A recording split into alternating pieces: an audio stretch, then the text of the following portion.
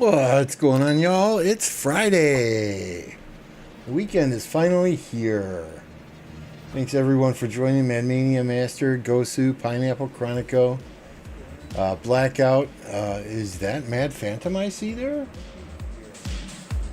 Dracul, Iceman, Stone Cold Beeve, Bev. I never know if that's Beeve like beaver or Bev like beverage. So we'll go with Beeve. What's up, Bonmi? You need to see my inscription? Certainly, we can take a look at that.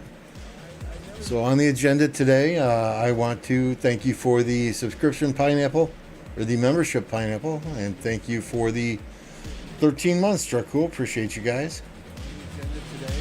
On the agenda today, we're going to take a look at our migration is now closed for this KVK. So we're going to take a look at the migrants that Madmania and Captain were good enough to recruit. There is a like button. There's also a dislike button. You know, I don't care. It's an interaction either way, but do what you want. Take a look at the migrants that we got that came into the kingdom, and then spend some time discussing armaments and the announcement today about the potential changes they're making to the armament system. Is it enough? Is it too much? Not enough? And I'll give you my ideas on things that I think they could still do to help improve it for everybody. So yeah, you want to look at my armaments? Let's do that right away. Let me just get a rally going because my AP bar is full, and Madmania will kick me out of the kingdom if I'm not doing my rallies.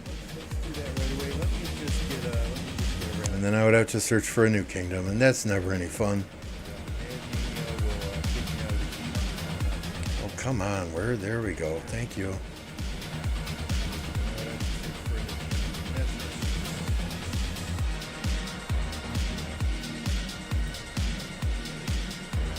Echo. Gosh darn it. I forgot to mute the stream again.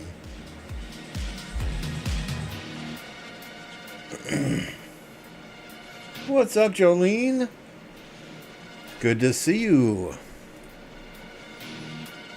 I figure Apple's on vacation for 15 days, so we're gonna try and lock in this time zone now, as ours, right? We're gonna take over this time slot on the YouTube live stream. So plan to see some streams about this time every day for the next 14, 15 days or so until he gets his ass back from Los Angeles. Lambo's armaments are trash. They are. What can I say? I'm not a lucky person. Alright, so these are armaments for my first Archer March. Okay, I hope you're looking because I'm not going to read them all off. Then we got the second Archer March.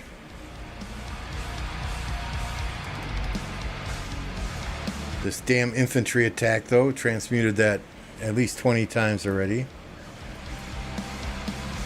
We're going to give it a shot, Jolene.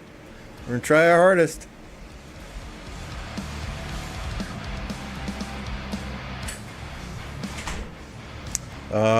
This is the first cavalry march.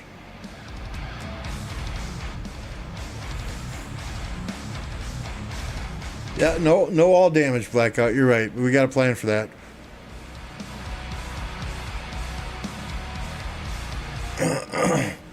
Yeah, Batter, I sent only 10K from my farm so that my main account does at least 90% of the damage and gets maximum rewards. This is my arch formation. Again, no all damage, but arch formation infantry, I should specify.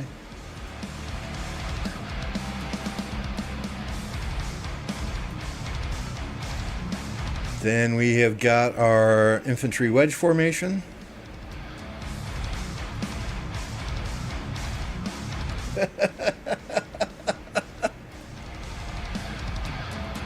This is the third Archer March right here. Again, that infantry march speed on one of those, I can't get it off of there.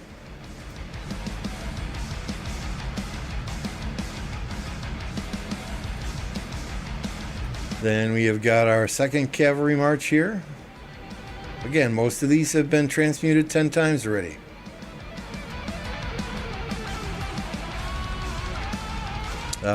This doesn't mean a whole hill of beans except for canyon, right?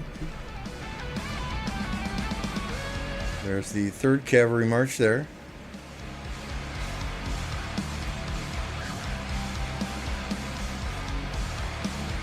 Yeah, we'll look at that in a second, Blackout. I got a plan.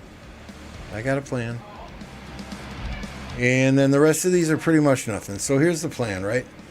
This is our fourth Archer March. We've got 2% all damage here. What I plan to do is this one. I can put a balanced inscription on here, right? 2.5, 2.5, 2% all damage. So I can put a balanced inscription on that once I am able to buy the balanced inscription with the eight shards, right? We're at 6. So 2 more shards, we can get a balanced inscription.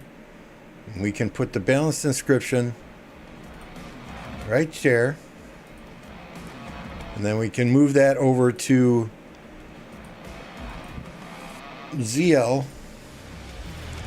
We can take this one with the double inscription.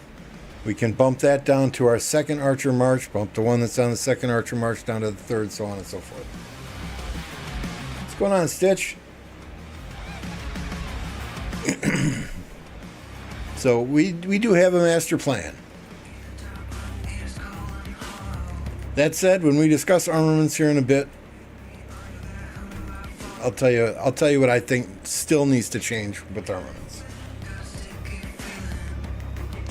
Has Apo done the lipstick stream yet? Yeah, he did. You didn't see? Okay. All right, here, let's show you that picture. We've got that on our desktop here.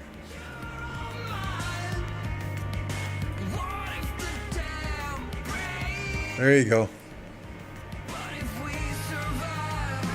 He bought the pink wig. He painted his nails. His wife put eyeliner on him.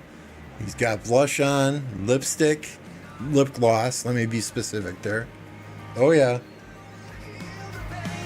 Oh, yeah.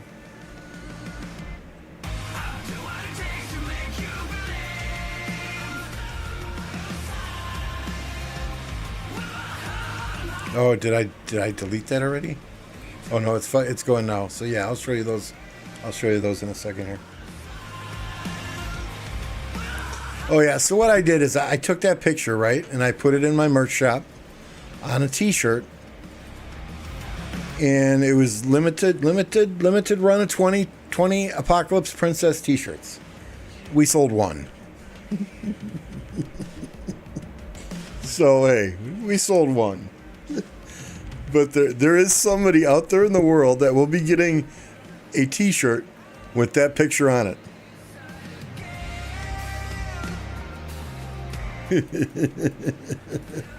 All right, here are the rewards when I only put 10K in, right? Did 96% of the damage with my main march. So we get 50 resources, 50 tomes of knowledge, 10 healing speed ups. So if I put a full march in here with my farm account, this is only 5. And thanks to Captain Stinkfist for bringing this to my attention. So, but if I do over 90% of the damage with my main march, then these are the rewards I get. And that's double what it would be if there was another full march in there with me. So hopefully that answered your question, Batter.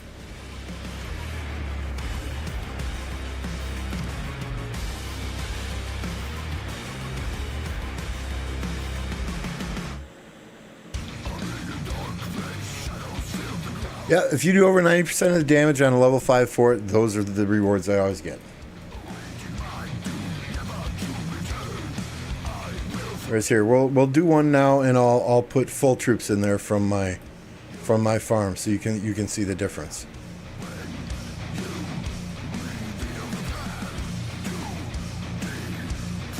If I can find one, there's usually one here. No. Well, Jiminy Crickets, guys, leave some forts for me, would ya?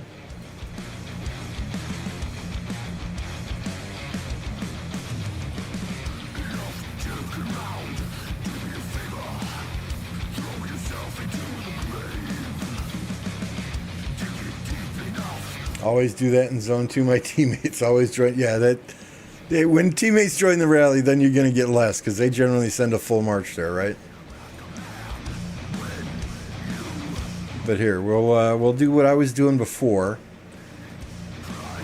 And I was using Ethel Scipio, which is 236,000 troops. So we'll send that, just so you can see the difference.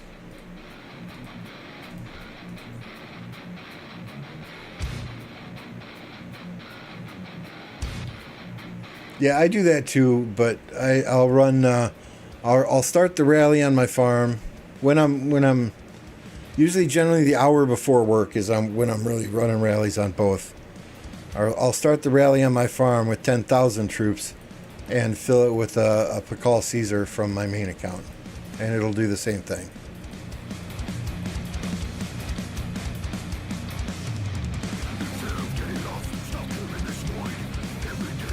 So remind me if you see the blue flashing and somebody's reinforcing that, because we're doing a test here. But let's get into the alliance. Who do we get in the alliance? All our R4s are the same. Okay, but we got Doris. 104 million power, 5.8 billion kill points, 22 million deads. This is O'Holly.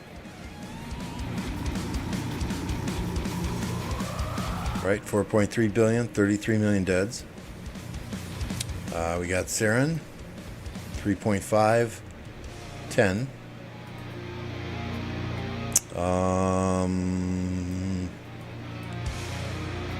Who else is new? Dave is new, right? 65, 1.3. That's the master. You guys know him as the master in chat here.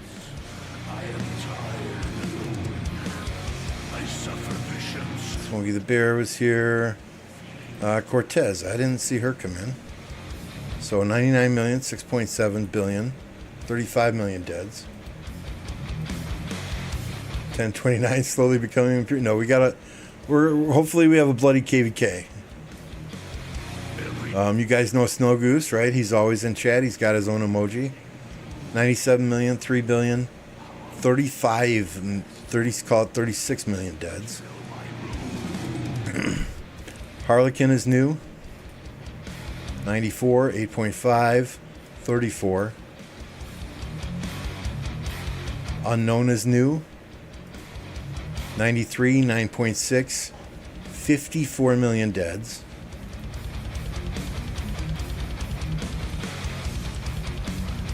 Good luck with Matt. Cortez, Corts, Cortez Lapaz. You know them, Mad? Mad Mania knows her, I guess, so we'll see. I missed Winnie. Did I?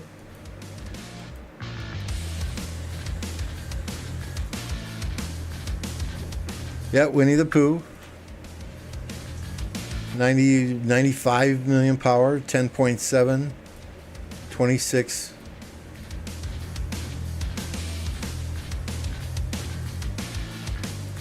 She was a deadweight. Okay, well, I mean, if she's a deadweight, we'll figure it out. Shadow of Moon. 90 million power, 12.7 billion kill points. Call it 37 million deads. Shadow and Winnie played here for several KVKs, then they went to 13, 16, and now they're back. Fly is also new. 85, 3.4, 18. Zeus. 83, 3.3, 21. She can't be more deadweight than Dracul. Oh boy.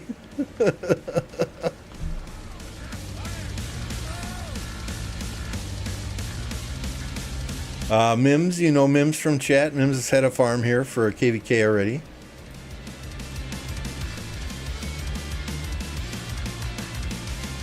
Hydra's new, I believe. 61, 2.8, 12 million. So, I mean, my opinion, Matt and Captain have done a fabulous job getting players in here. I mean, if we look at our alliance kill points, right? 261 million. So this 261 million, that is higher than 5 of the kingdoms. You heard me right. That is higher than 5 of the kingdoms in the 2429 2377 KVK. So 5 of those AC kingdoms have lower kill points than this one alliance in 1029 does. So that's pretty impressive if you ask me.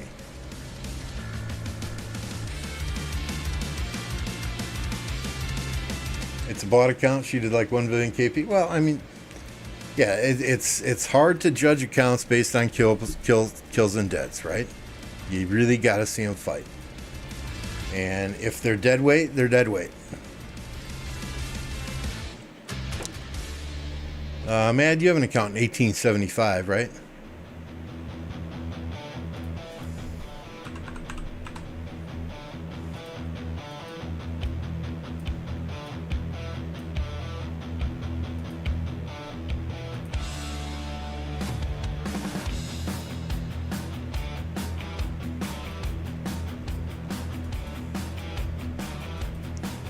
I'm going to point one guy out to you that, well, once we find him.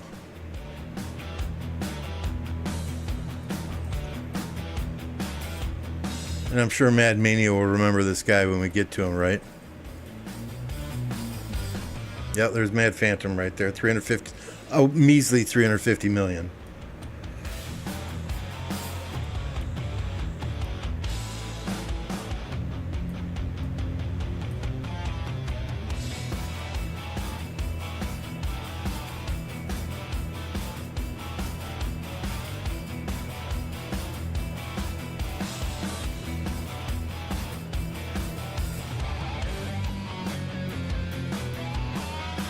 I know I'll remember the guy's name when I see it.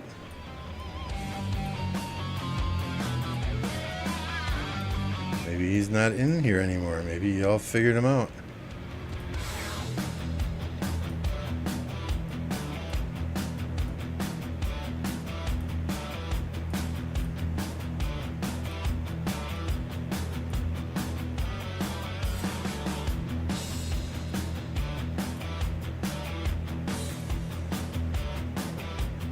Here we go, Just Dark. This guy in the last KVK we had, annoying as all hell. He would port in, hit a weaker player. The second my marches would get near him, he'd run back to his city, port to a different part of the map, hit a weaker player.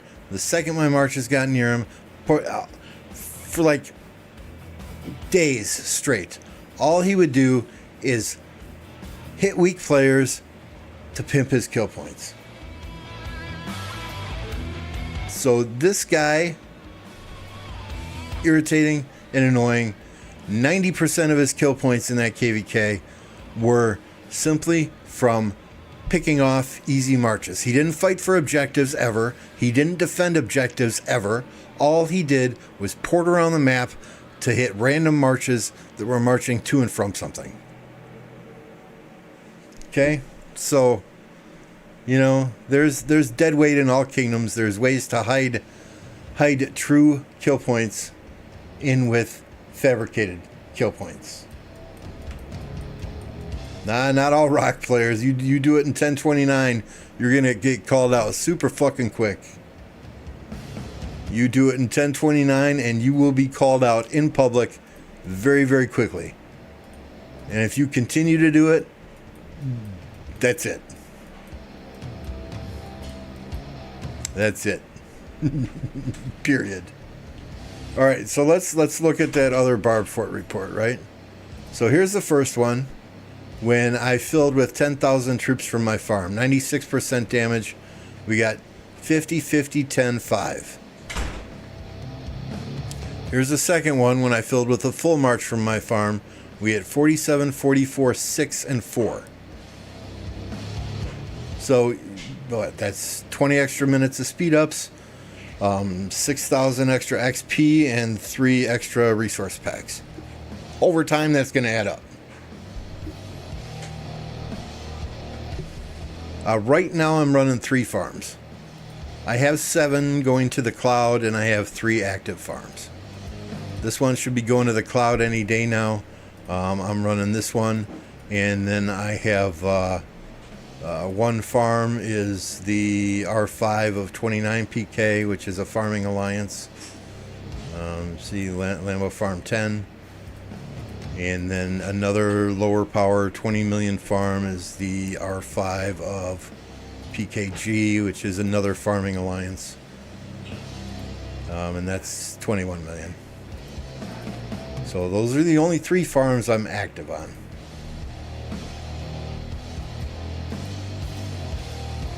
So yeah, I mean, the only drawback is, you're healing a little bit extra in the hospital.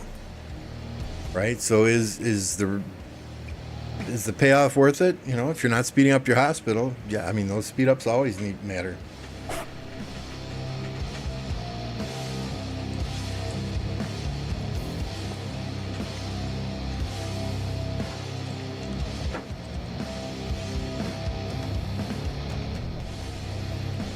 Yeah, I mean, there's players in many kingdoms that do that, right? They chase kill points. Their personal stats are more important to them than fighting for objectives. Which is part of the reason that we do a voice interview with absolutely everyone coming here. To make sure that they understand what our expectations are. We don't have many, right? We expect people to be online when passes open in KVK. If they can't be, we expect them to tell us in advance so we can plan accordingly. We expect players to fight for objectives and not chase easy kills. And we expect them to be active in the off season. I'm not talking 12, 16 hours a day active, but you're running some daily barb forts, you're participating in alliance events, you're farming resources. Right? If we got a player that's running out of resources in KVK and they haven't been active in the off season, I ain't giving them freaking resources. But if we got a player that's fighting hard in KVK and I know they've been active in the off season and they're in the gold pit every time we're building a gold pit and they're running out of resources in KVK, you're damn right I'm going to give a player like that resources. Not a problem.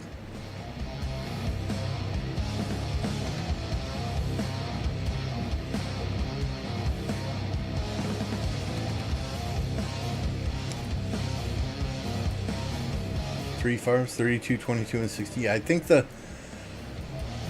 the way most kingdoms are going these days is they do not want level City Hall 25 farms, because those will count in the Season of Conquest matchmaking, right? They don't want farms over 25 million power.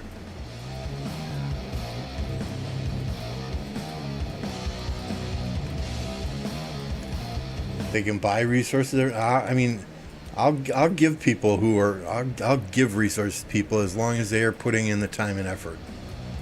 I don't mind that.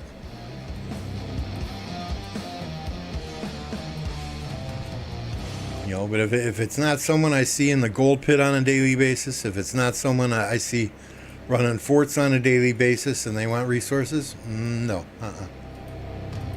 What's up, the boss?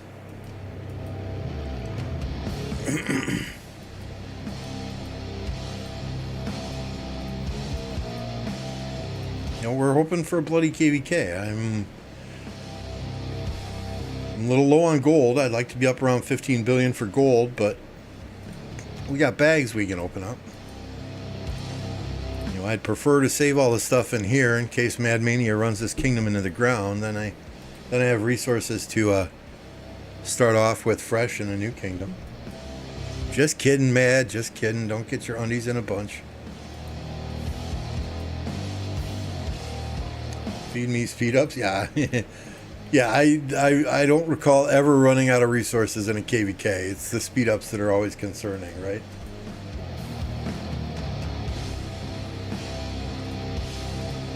I am only online when you are streaming. No, that's not okay. That's not okay, Happy. That's not okay. If you want to play that game, join 2268. What's up, Lord? HDT Nation. So let's talk armaments here for a bit, right?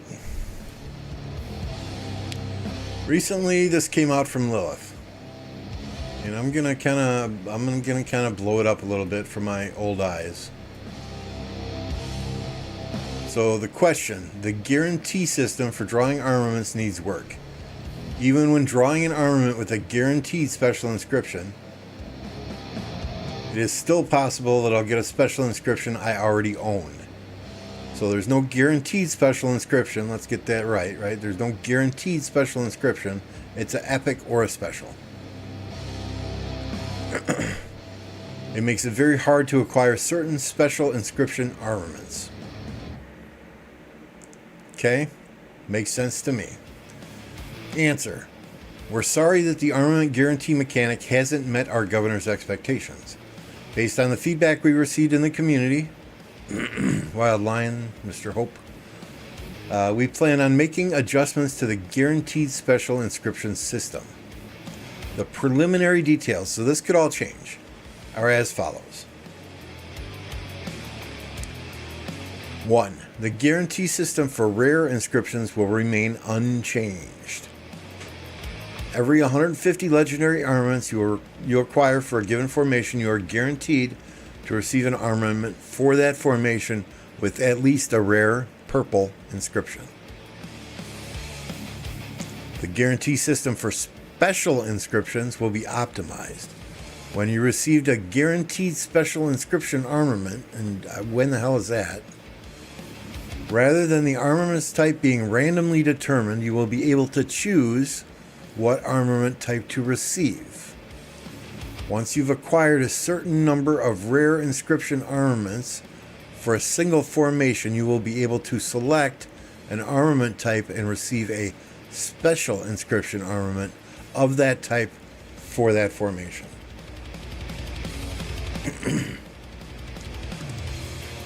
We will also display the number of rare inscription armaments you received in a row for a given formation in the armaments interface. The counter will reset whenever you select a special inscription armament.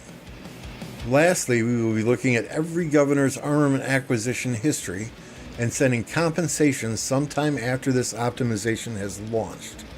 The specifics of this compensation are to be determined. Yeah, this is huge. This is huge, right? Special inscriptions are no longer coming from Autric rewards only, which, even if you don't get an Autric reward, 3 KVKs, you can acquire Autric fragments and get one. Okay, so huge there. But this is huge. If you can choose which armament, because, like, right, we were looking at Zuliang earlier. Right? I know I can get a balanced and put it on here. But if I'm able to choose a special inscription, then over time, I can drop that bad boy on here. Well, maybe not on this one specifically, but on something with the stats to complement. Right? So those are really good changes. And let's just recall, because I feel like sometimes people forget what we started with armaments. Right? I mean, if you remember, there's a lot that's already changed. We used to get resources and speed ups when we did traveling. No longer. Every time you send a traveler out from your, what's that thing called? From your state form, every time you send a traveler out, you get a armament. We used to get every single formation when we sent travelers out. or when we did dispatching. Now you can choose the 3 formations that you prefer. Okay, we didn't ever used to, but we now have a guaranteed chance to get a purple, or they call it rare or special inscription, after you have done enough, opened enough chests, got enough inscriptions, and that shows right here. Okay, I need, of the next 41 legendary armaments you receive for the arch formation, you are guaranteed to receive an armament for the arch formation with a rare or special inscription. So we'll now have the ability to choose which special inscription we want for our formations. So yeah, good changes, right? There are still a couple things that I would like to see. Okay, and let's talk about those now. I was going to do a full-blown video on this, but you guys know I hate editing. All right, so what are the 2 changes that I would like to see myself the most, right? Well, let's look at the state form, or let's look at where are we here? Let's look at this.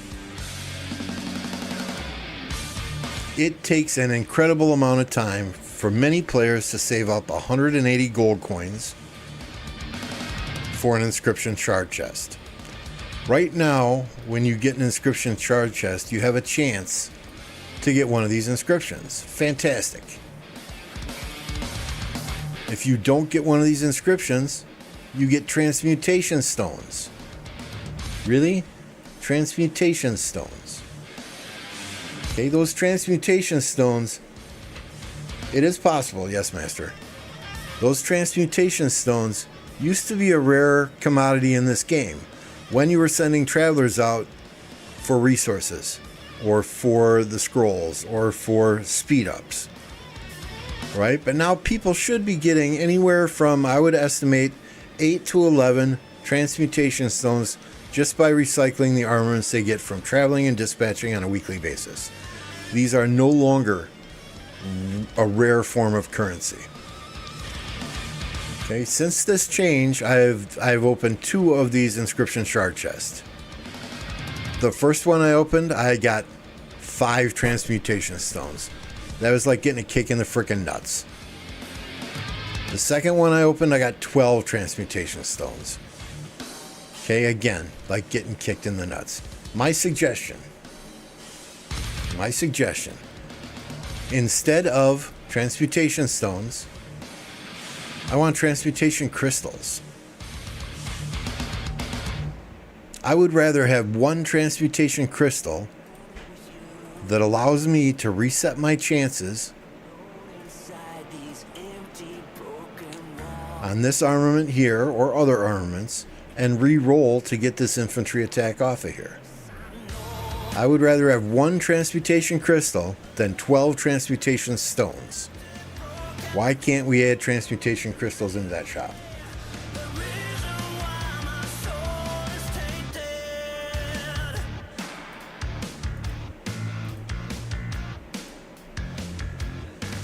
Okay. You know, and maybe you keep the probability for getting those inscriptions in there very, very low, and the consolation prize is simply a transmutation crystal. But even 1 transmutation, if I have a chance to get an inscription, fantastic. But 1 transmutation crystal is, in my book, better than 12 transmutation stones any day of the week. Any freaking day of the week. Okay, so that's suggestion 1 that I have made in the content creators Discord. Suggestion 2. It makes very little sense to me that the only possible way you can get a double inscription is by opening chests, traveling, or dispatching. Only way currently to get a double inscription. Why is it not possible? So let's bring up Boudica here. If we know that these can hold 2 inscriptions on them.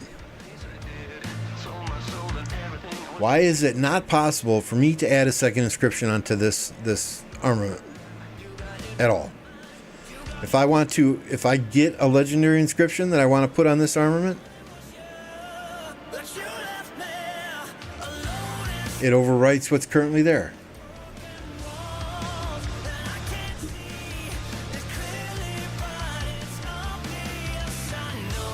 Okay, I hear you. I hear you, Gosu. Having the legendary inscription is better than a double inscription. I understand that. Right? But if I have, say, what are the different inscriptions that we can get on this thing? And I forget exactly where to look for that. I thought there was a codex somewhere, right? Maybe I'm not in the right place.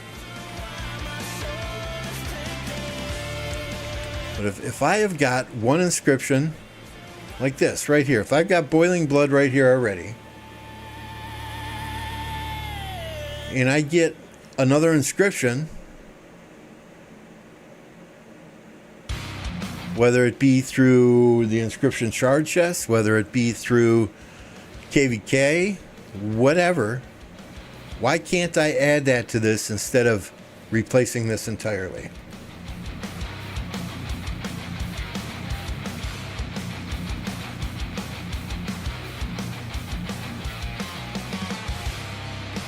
Bottom right corner, codex is there. Go back to Armaments, bottom right corner, codex is there.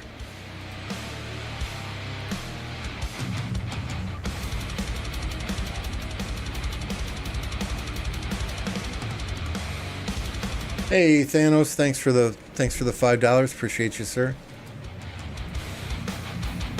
Where?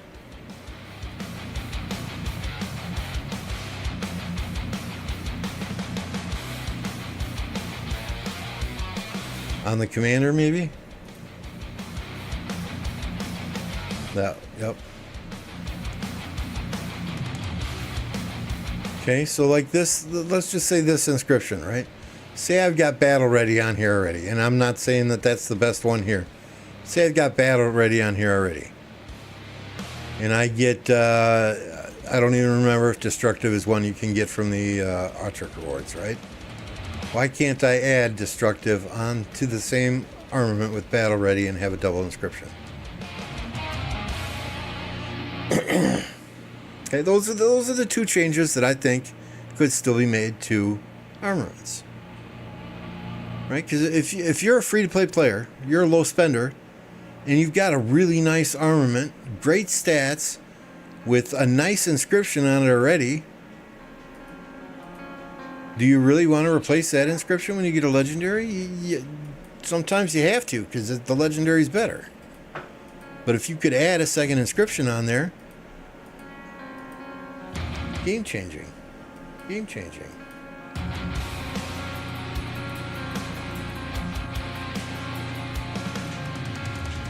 Okay, even if it's a regular inscription, a regular and a legendary, or a regular and a rare.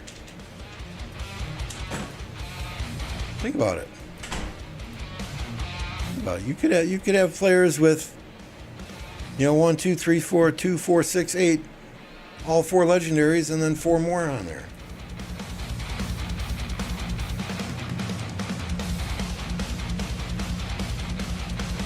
Nope. If you have a double inscription, you cannot take one off and put a new one on.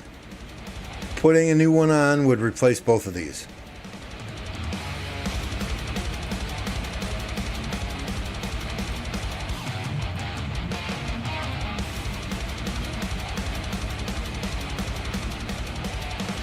Okay, I doubt that's something that they would ever implement.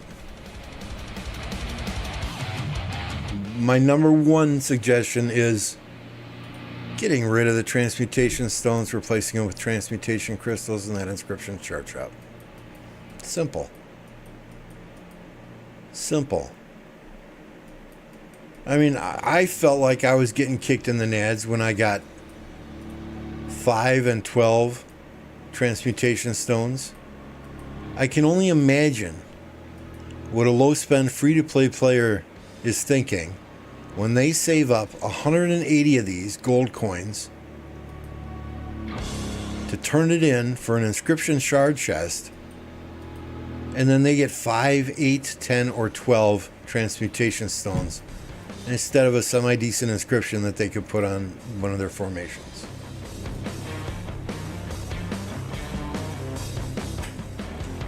Okay, I mean, you all tell me, if you're low spend or free to play and you've opened that inscription shard chest, how does it feel? How would you feel if you got 5 transmutation stones instead of something that's actually worth the value and time it takes to save 180 gold coins? Seriously.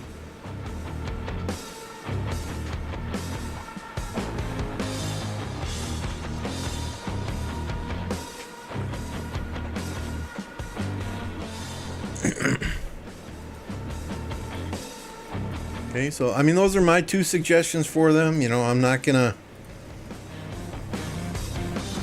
lay on the ground in a fetal position, crying, threatening to drop 80% of my spending in this game or whatever if I don't get my way. No, I'm making these suggestions in the Content Creators Discord, in their feedback forum.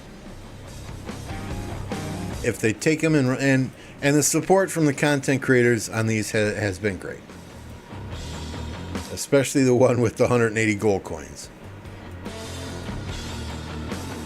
They decide to do it, great. If they don't, hey, it's on them. They should reduce inscription shards to 4. 8 of them is crazy, isn't it? What's I'm no good with math, so let me grab a calculator. Yes, I still do have an old school calculator. I don't use my phone. Yeah, it's 1,440. 1,440 gold coins. Yeah, I mean, maybe if it's only 4 inscription shards, fine. Leave the 12 transmutation stones in there. But 5 transmutation stones? Come on. Come on. Rate my archer armaments. Where'd you send them to me, boss?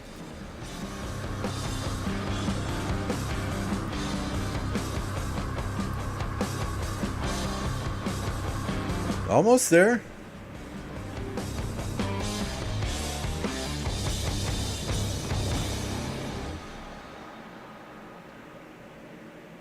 You only have one armament highlighted here, so it's kind of hard to tell what the other 3 do. I assume this is you, boss.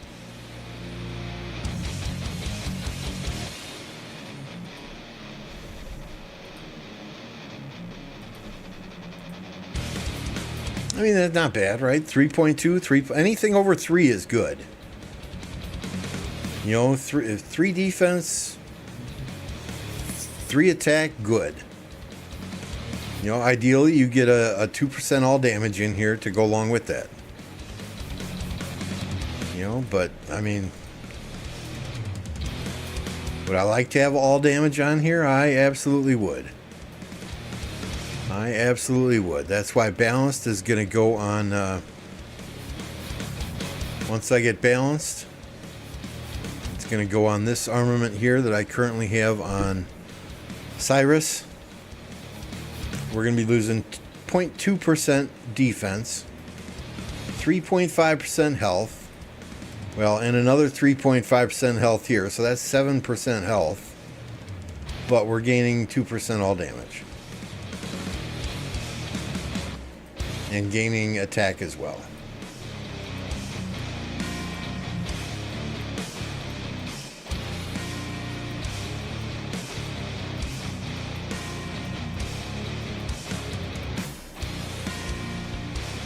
Alloys stumbling in the door. What's going on, Alloys?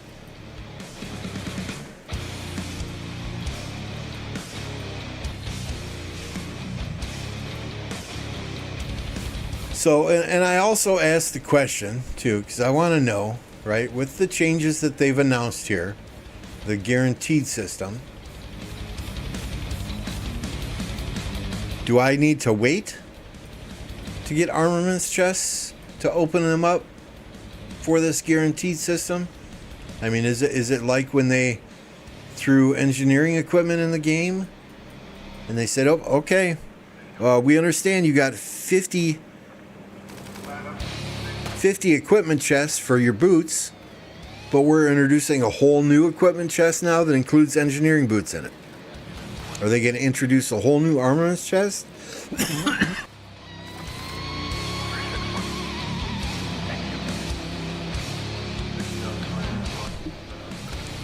For this guaranteed system? Yeah, it says it will compensate you. Right? The final line here, we'll be looking at every governor's armament acquisition history and will send compensation sometime after this optimization is launched. The specifics are to be determined. What's up, Sasha? So are we going to get whole new armaments chests that factor into that guarantee somehow? Or I did it, guys. I did it. Or can I use these armaments chests then? Can I save those and use them after? Should I save those and use them after? If I open them now, they'll count towards compensation, but is that compensation going to be as good as if I open them after, right? You know, I don't know. I don't know.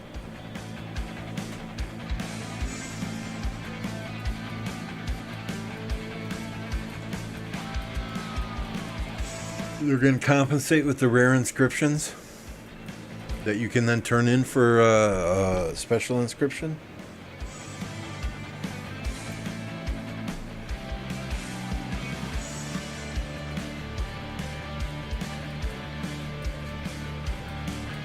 So yeah, I mean, I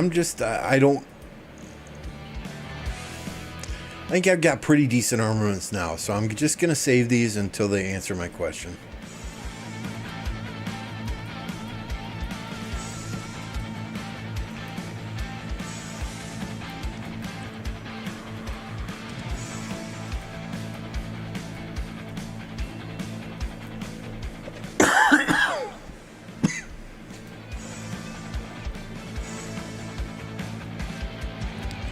Yeah, Thanos, it's bad. It's bad, right? I know Mr. Hope and Wild Lion said that they opened like 3,700 epic and legendaries, and they didn't get shit. Although they were complaining that they didn't get any legendary inscriptions or special inscriptions.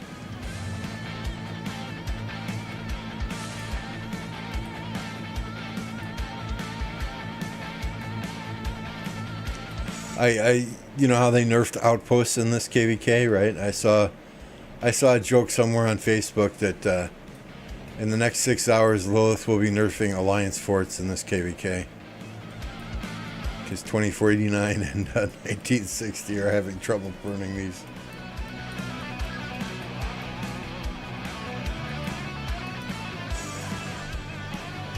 Gosu mentioned Kraken, so let me scroll up. I may have missed his comments. Well, they do that now, Gosu. They do that now. But I mean, if you can get a low spender free to play player to put to add an inscription to a already single inscription armament that they've got really, really good stats on, it's gonna help them too.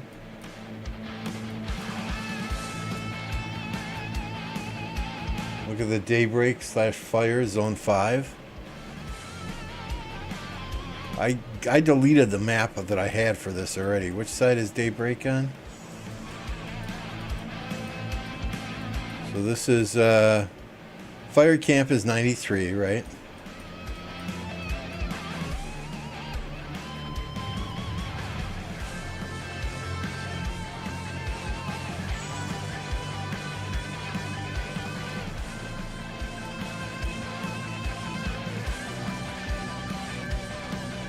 89 is over here.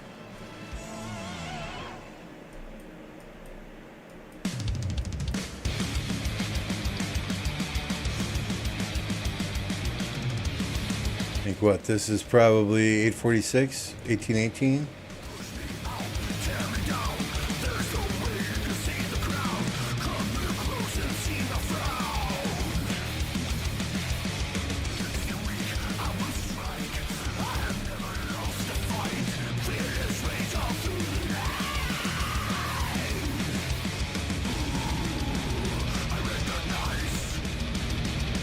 Look at all those fucking forts. Good God.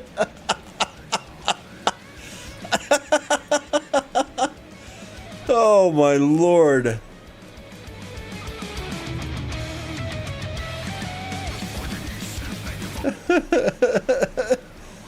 They didn't have this many forts here when this zone was first contested.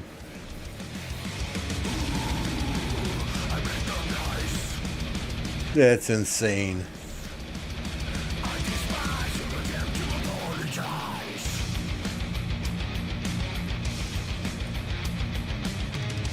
Oh, the 89 fort's on fire, though.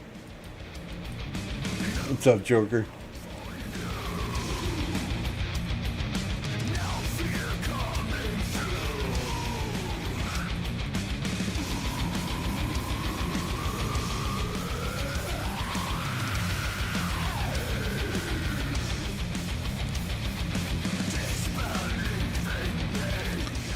So, yeah, that's my armaments rant. I mean, don't get me wrong, they've come a long way since they introduced armaments. Right? It was... The odds are still worse than Vegas, but they were worse than Vegas on a bad day when they first did armaments. 960 also has 9% stat boost, 6% damage boost. Dang. Does 960 have the Zig, or does 846? They didn't give. Did they not give 846? Did 846 get first occupation here?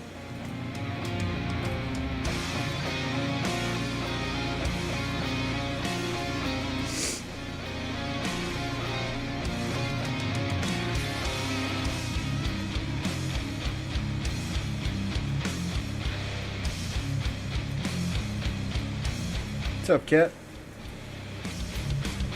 Happy Friday. Amen. So, how many of you guys were impacted with that Microsoft issue today?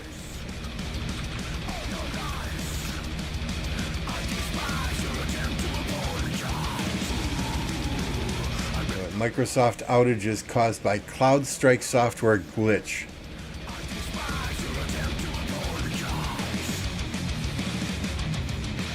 Anyone else have work computers that were screwed?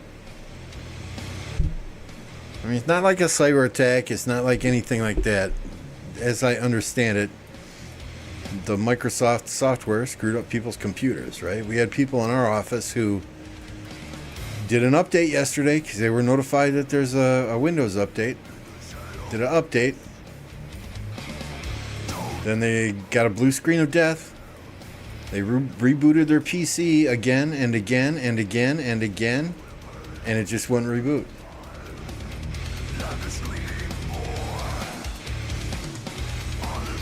Me, yesterday, I got a message, hey, there's an upgrade waiting for you. Do you wish to install it now or delay it? I'm like, fuck that. It's Thursday. I'm going to wait till Friday. I'll let it install over the weekend and I'll be good. So I hit delay for 3 days. So I was the only person in my department that had a working computer today.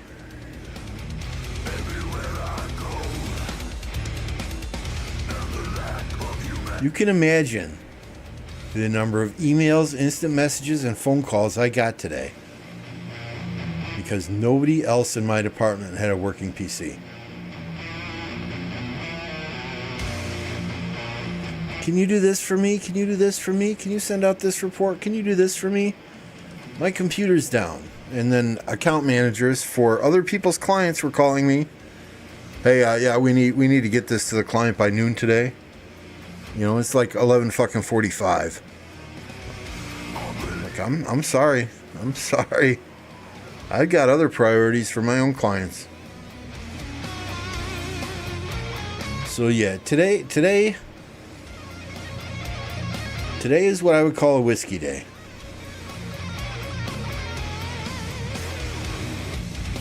At about 2 o'clock in the afternoon, I was very ready to just go downstairs, grab that bottle of whiskey, do a couple shots, fill up a nice tall glass with Captain and Coke. It's not devil worship. It's not devil worship. It's just hard rock, heavy metal. What's up, Lefty? You know, so I asked my boss, I said, damn, I'm getting kind of screwed on this because I'm having to do everybody's job for them. Oh, well, we appreciate you pitching in. You're such a team player, blah, blah, blah, blah, blah, blah, blah. I said, look, when my day is over, my day is over. I'm logging off. If there's work that's left undone, none of my work will be. I'm taking care of all my clients. But if there are other people with clients that don't get their reports today because of this issue, I will not be thrown under the bus for this. I am not working a 16-hour fucking day to make every single person in this organization happy. I'm too old to play that game anymore. Back when I was younger, yeah, sure, I would have said, screw it, let's do it. I'll volunteer for everything. Not anymore. Not anymore. Yeah, I should have restarted. Exactly. I should have restarted my PC. So I could have had a day off today, too.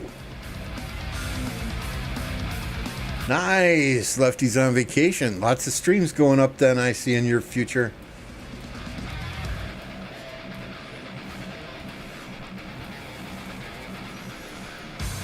I'm like, look, had this happen on a Tuesday or a Wednesday, yeah, I might consider staying a couple hours late, pitching in a little bit here or there, and then leaving early on Friday once everybody's computers were back up and running.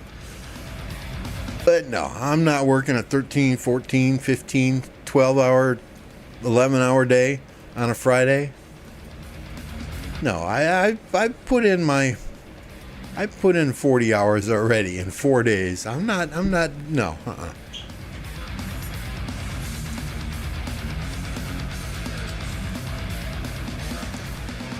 You know, it's not like I get paid by the hour either, where I'd be getting time and a half or double time or something stupid like that. No.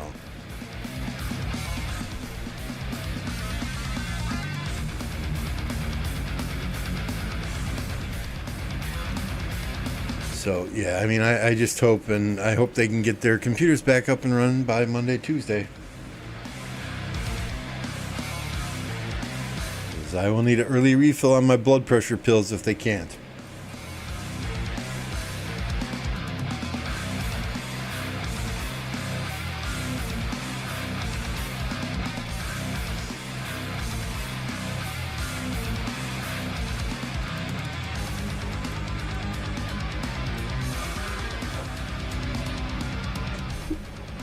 Just funny, right? There are 3 clients that I'm responsible for, and there are 6 other clients that others on the team are responsible for. The project due on Monday. We already have the data in the system, so I pulled all the data for my 3 clients this last Monday. I did all my reports, had those done on Tuesday. Project's not even due to the clients until Monday. What happens today? My peers are going, oh, I haven't even started that yet. Can you do that for me? Can you do that for me? There's only 6 other clients due. Why the fuck did you wait until Friday, 1 business day before the shit's due, to even start it? Oh, are your clients done already? Yeah, my clients were done last week, a week before the deadline. Oh, so you have time to do mine? No.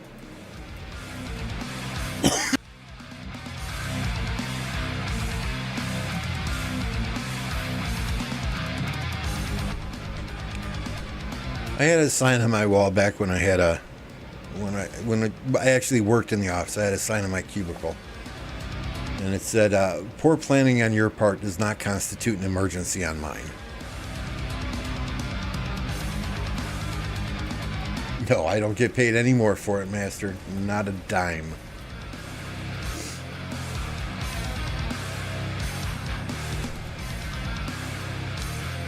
I get paid a very nice salary for doing what I do. I'm not going to pretend like I don't.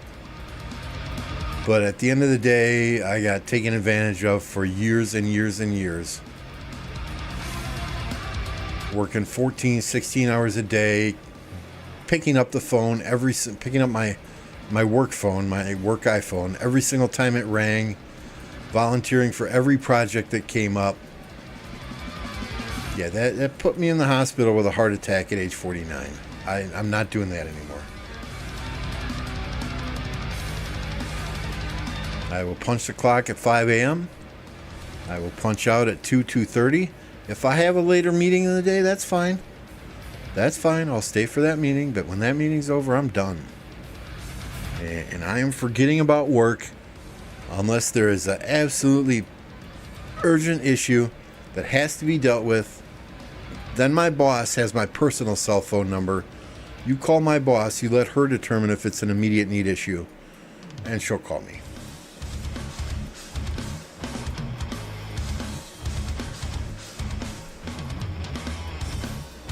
I mean, let's be honest, the job was not the only contributing factor to having a heart attack at age 49, right?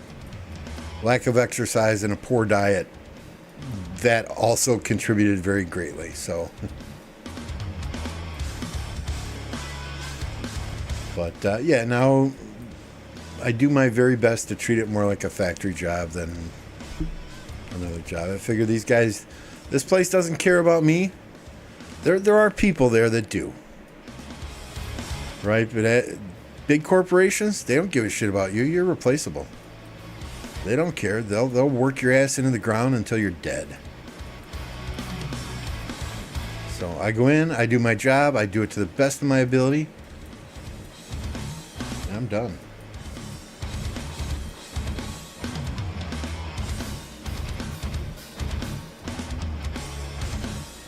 I get paid a very nice salary, but you couldn't hire 4 people, 5 people offshore to do what I do. You know, I get more because of my system knowledge and knowledge of the insurance industry. I get more done in an hour than half of the people I work with get done in a day.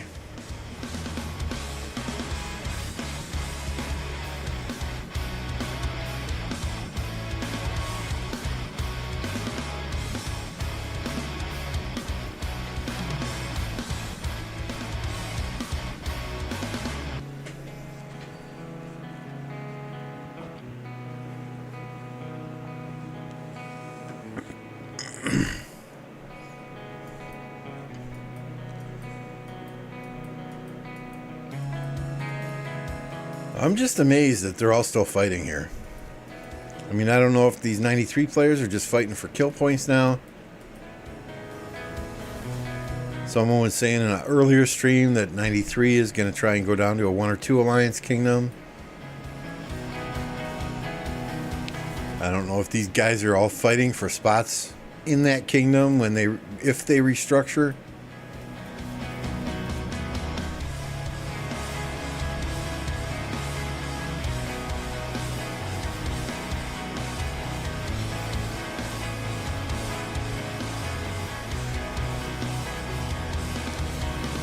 Yeah, oh great man, pretty much, like, right? I mean, you know, I tell my kids all the time, find a job that you enjoy. When you're young, find a job that you enjoy doing. If you only get paid $45,000 a year instead of $100,000 a year, that's 40 to 50 hours of your week every week is working at that job. And if it's something you don't enjoy, you're going to be miserable. But once you get married and have kids and you're making a nice salary, it's hard to leave a job when you're making a nice salary when you got a family to support. It's almost impossible. That's how they lock you in. Oh, hey, we're going to hire this person. They got a mortgage. They got 2 car payments. They got 3 kids. We're going to hire this person because we know they need a job.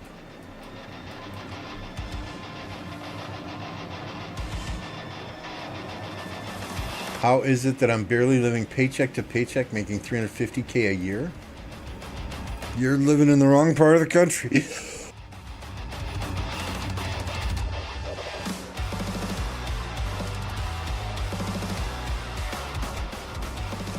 You're living in the wrong part of the country, Gosu. I make about 1/3 of that.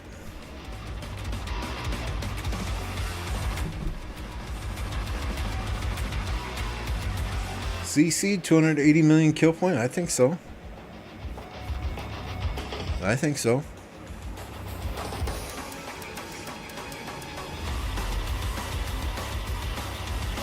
Oh, that's right. It's kill event today. You're absolutely right, Blackout.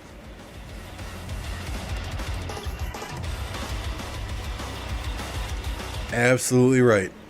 Yep, I'm not getting top 15 on RMG because it's archers. I completely forgot it's kill event today. Yeah, I just think you're living in the wrong part of the country, Gosu. Just bought a house that takes half of your paycheck? Good Lord. You're in Vegas, right? I mean, the prices of homes in California are crazy. You take my house on, I think it's a 1/4 acre I live on. You take my house and the land that I have, and you drop it in the middle of San Francisco, and it's a $1.5 million house and property, right? But here in Oshkosh, Wisconsin, it's like $337,000, $340,000.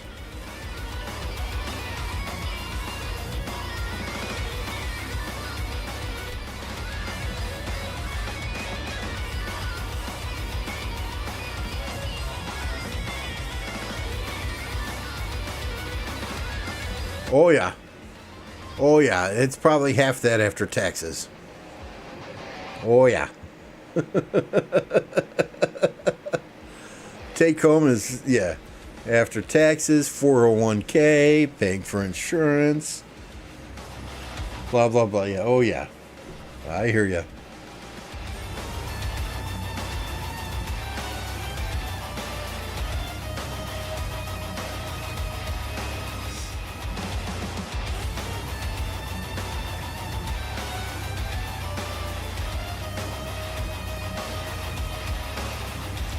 I mean, I feel bad for my kids. Right? Houses are so crazily priced now, it's not even funny. It's going to be very hard for a young adult to save up money for a deposit on a house and then make mortgage payments on a house. Because what people don't understand is you got that monthly mortgage payment, right? But you have to have homeowners insurance. You have to put away money every single month for expenses that inevitably come up. Dishwashers, hot water heaters, plumbing issues, electrical issue. You have to put away money every single month for things that inevitably come up as your home gets older.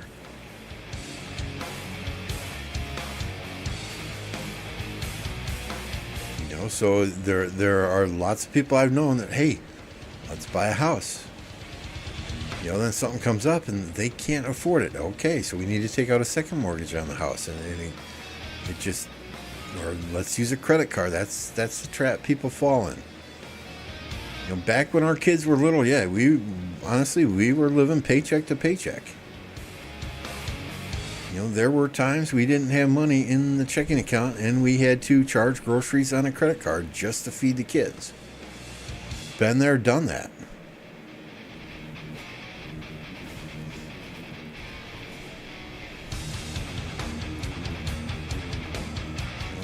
Life ain't about what you have. Sure, money. With money, you can buy all kinds of toys. You can buy all kinds of stuff. But at the end of the day, happiness is family and friends. knowing you have friends that have your back no matter what, that are going to be there for you if you're going through a crisis, if you're having a bad day. Having a family that you can come home to on a daily basis, and they love you no matter if there's steak and lobster on the table or spaghetti and hot dogs on the table.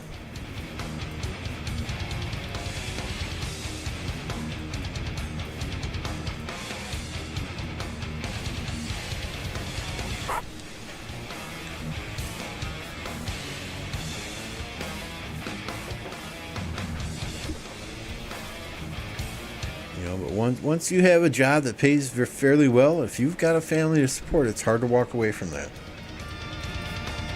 If you want to retire and stop working at any point in time, it's hard to walk away from that. I'm no financial advisor, but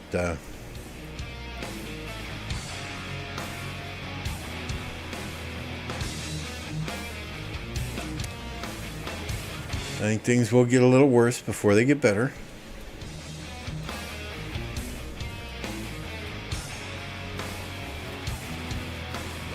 I've never done Bitcoin or Ethereum or anything like that. I guess I'm old school, right? I mean, that's not tangible money that you can hold in your hand. Now, money in the bank that you can see on a computer screen that's in your account, technically you're not holding that in your hand either.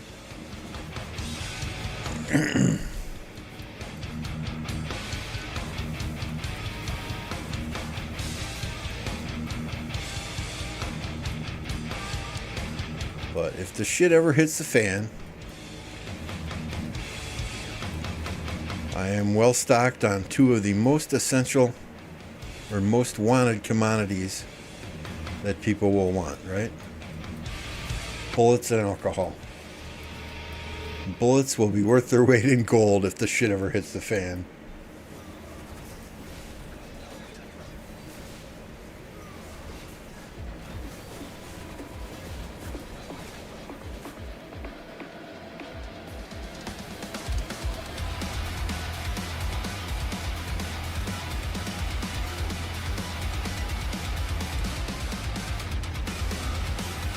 Yeah, I know you can just buy Bitcoin, but it's I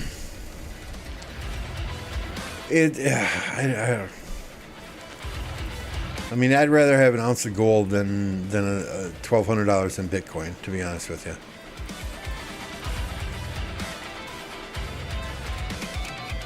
But I mean, no matter where the economy goes, right? People will always want alcohol. And I've got a fully stocked bar in the basement. And if this shit ever really does hit the fan, I'm all set. Right? Give me all your food. Well, I mean, I know how to hunt. I know how to fish. Brother-in-law has a big plot of land. He lives next door. He's got a big plot of land. He's got a big garden on.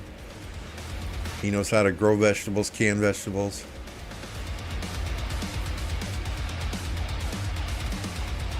Got access to a private well, so we've got water.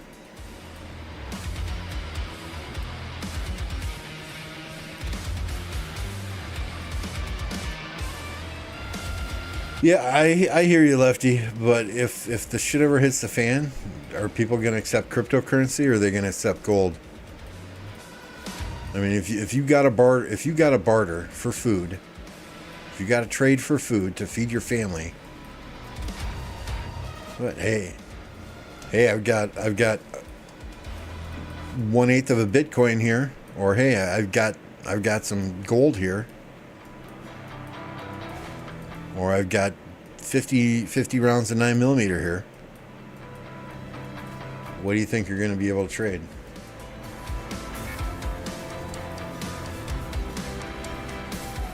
Right? I mean, that's my whole thing.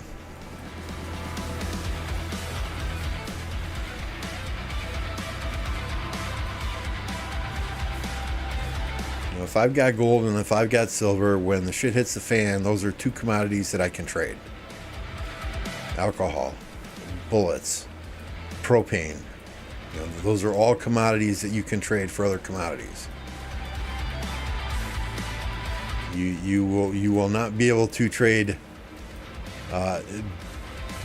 Bitcoin for 2 pounds of hamburger meat, or 2 pounds of ground deer, or whatever it is. 3 ducks.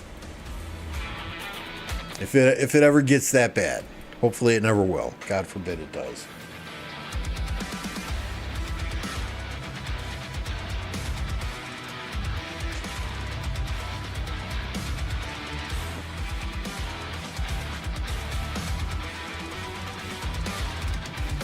I will trade my neighbor for food.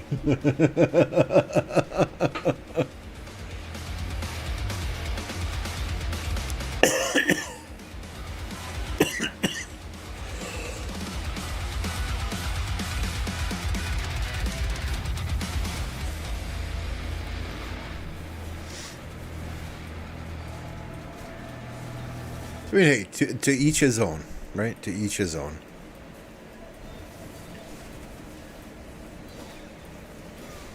All right. I'll be right back. Drank a lot of water today, so yeah, drain the main vein.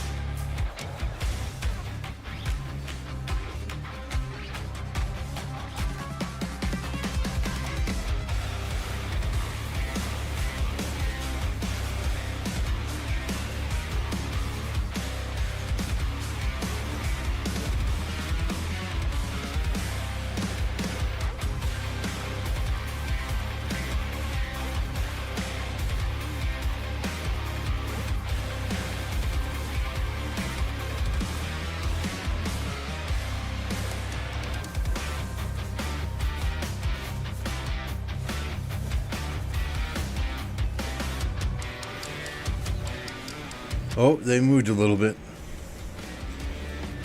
There we go. So, hey, 42%. 42% say the like button is white. 34% say they have no clue because they're colorblind.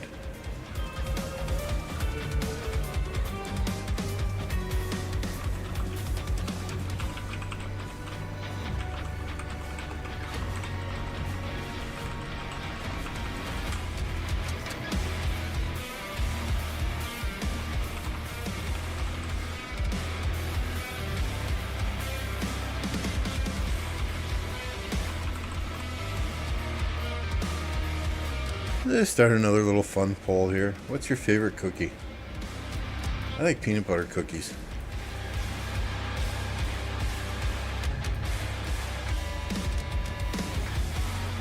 What's up, Alex?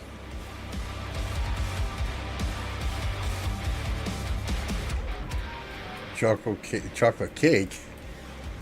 I cannot do chocolate cake. I cannot do chocolate frosting.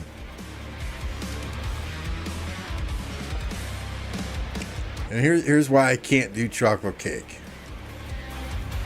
When I was a kid, probably 9, 10, 11 years old, my mother would make chocolate cake. It always tasted a little bit different than any chocolate cake I ate anywhere else. Finally figured out why. She put red beets in with the chocolate cake mix to get us to eat our vegetables. I do not like beets. But that's why her cake always tasted a little bit off. When I went to other friends' birthday parties, that chocolate cake just tasted so much better. She made us red beet chocolate cake. Ugh. So to this day, I don't touch chocolate cake.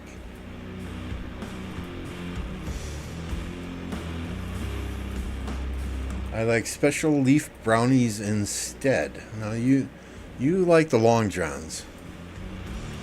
You like Long John, cream-filled Long Johns, right, Mad Mania?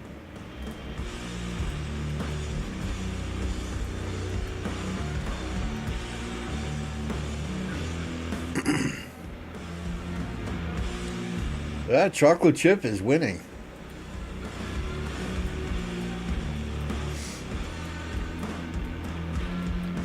I forget what the cookies are. My wife makes them every year for Christmas, right? They're a peanut butter cookie, and then kind of rolled in sugar and then baked in the oven. And as soon as they come out of the oven, you put a Hershey's Kiss on top. I forget what they're called.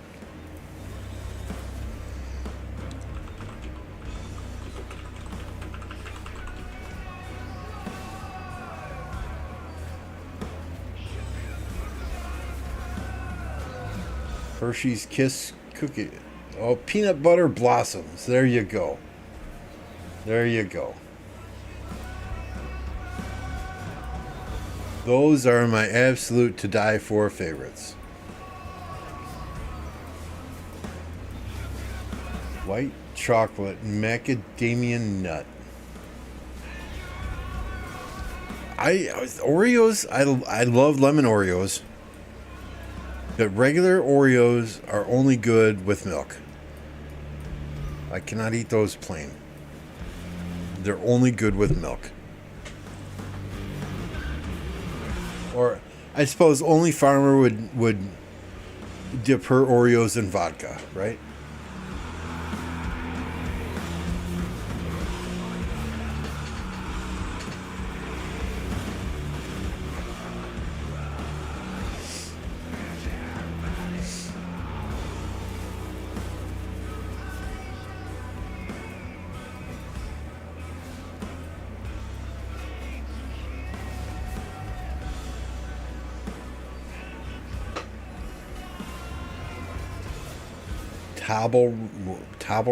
What the Toblerone? What the hell is that?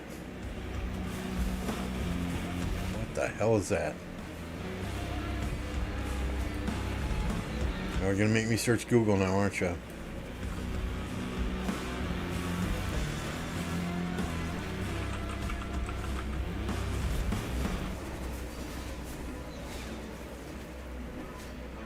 Swiss milk chocolate with honey and almond nougat. I don't like almonds. I do not like almonds. We get mixed nuts. I feed all the almonds to the dogs.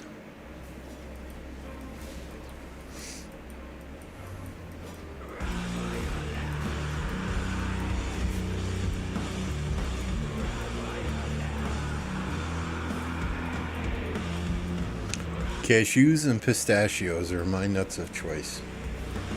Okay, that may have came out very wrong, but y'all know what I'm saying.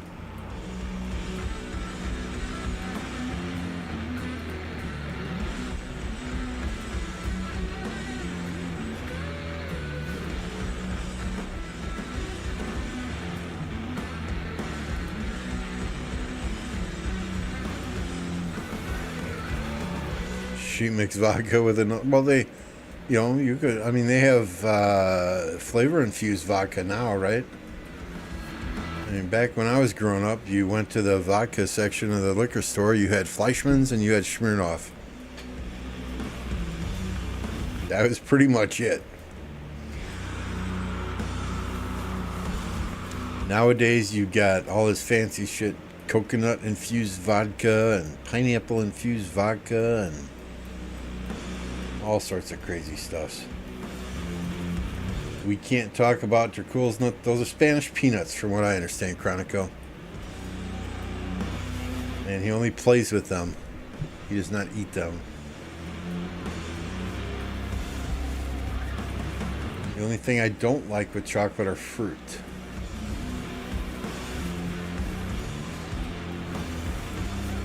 Um,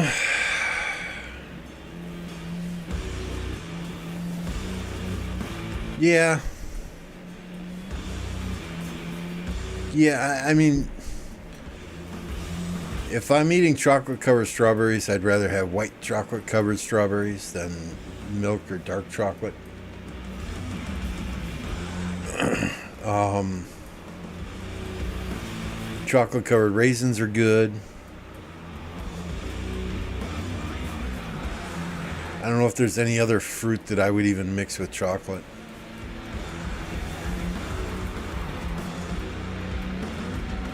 But okay, bananas. Bananas.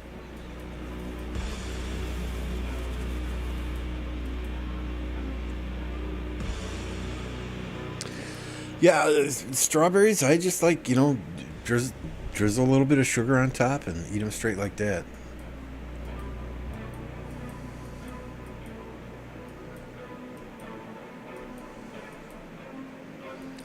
Strawberries are very seasonal, though, right? There's only a certain time of the year that you can get fresh strawberries where they really taste good.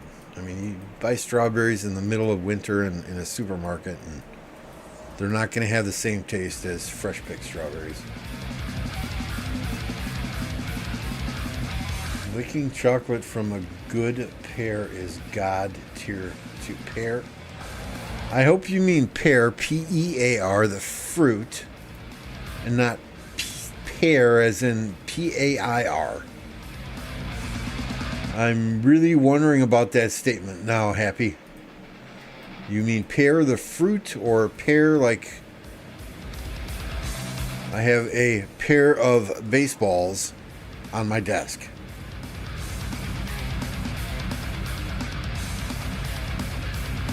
Ooh, Di Serono.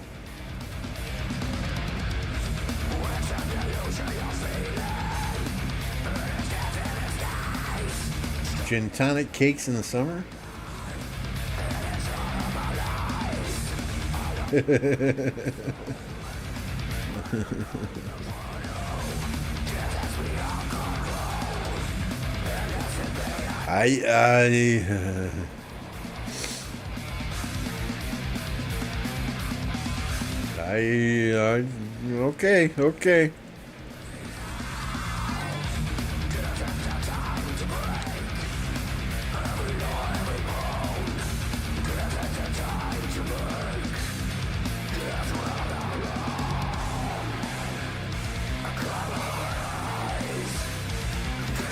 Happy coming out of the closet live on YouTube. More power to you, Happy. Be proud of yourself.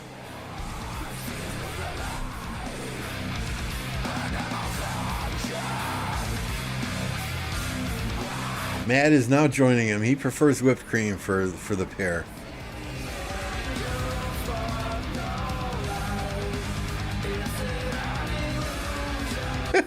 Message deleted. Message deleted. Too late, we all saw it. We all saw it. Hey, more power to you. I do not judge.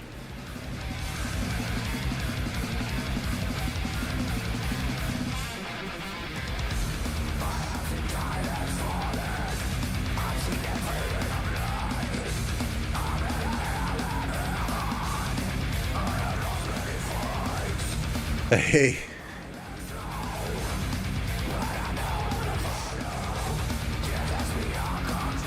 Because I know you and I know Happy. That's why.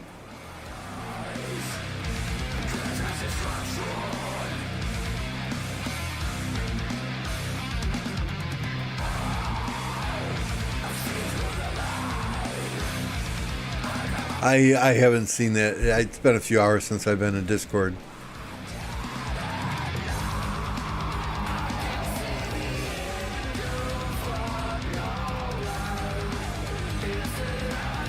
Pineapple cookies?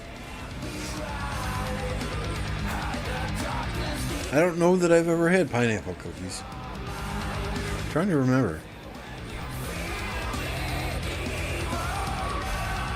Where are we at on this poll? I think Oh, hey, peanut butter made a comeback. 42, 42, 8, and 8.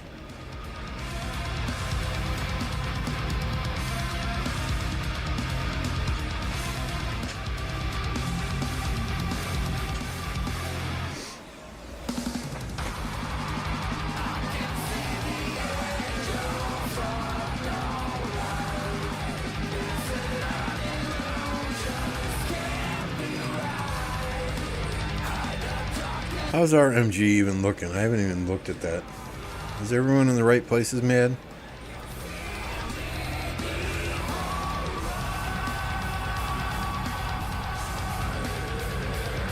Where are we here?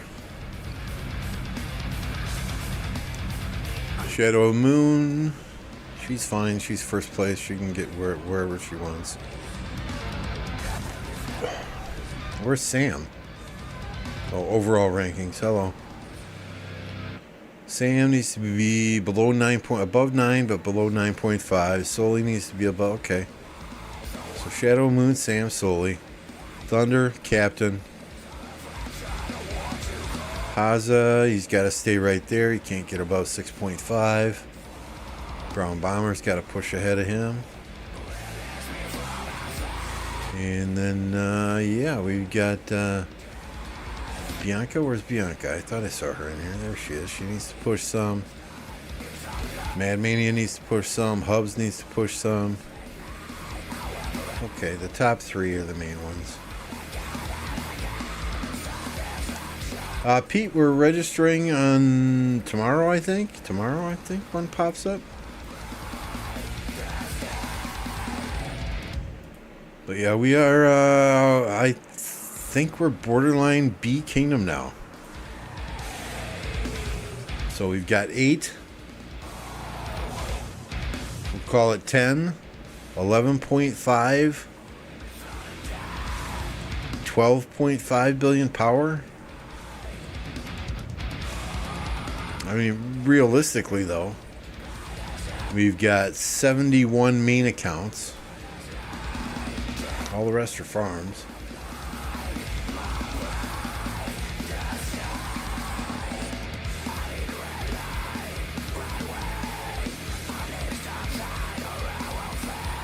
So, I mean, we're looking really good.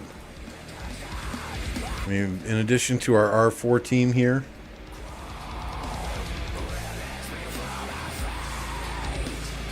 we've got some very good players in here. Smart players too. You know, players you don't have to tell to follow markers or explain, no, we can't hit that flag because our territory doesn't border it, right? I mean, that's the big thing.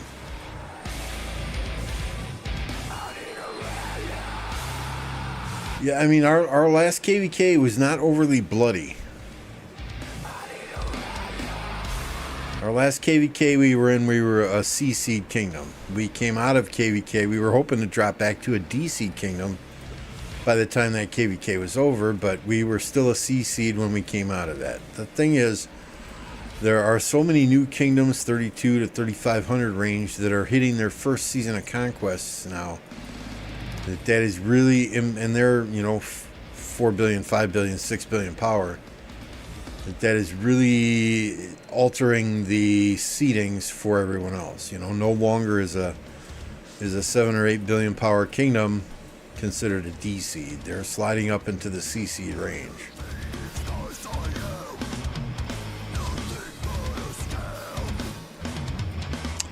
Our alliance kill points, we did show it earlier.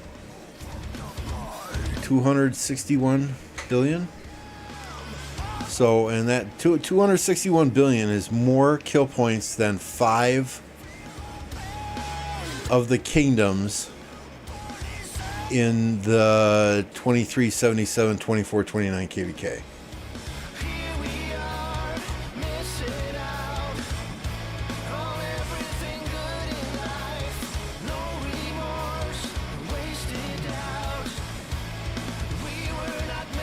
So, I mean, that's not bad for a very low CC kingdom, if you ask me. I mean, individual kills, I'm at 16.3. Shadow just came back today, 12.7. JPJ, 11.1. Wolfie, 10.7. Call it 10.8. Winnie the Pooh, 10.7. Cocoa Boy, 10.5. Unknown, 9.6. Unknown, brand new to the kingdom. Shadow and Winnie both came back after doing several KVKs in 13-16. Harlequin is new to the kingdom. Quartz La Paz, new to the kingdom. Doris is new to the kingdom.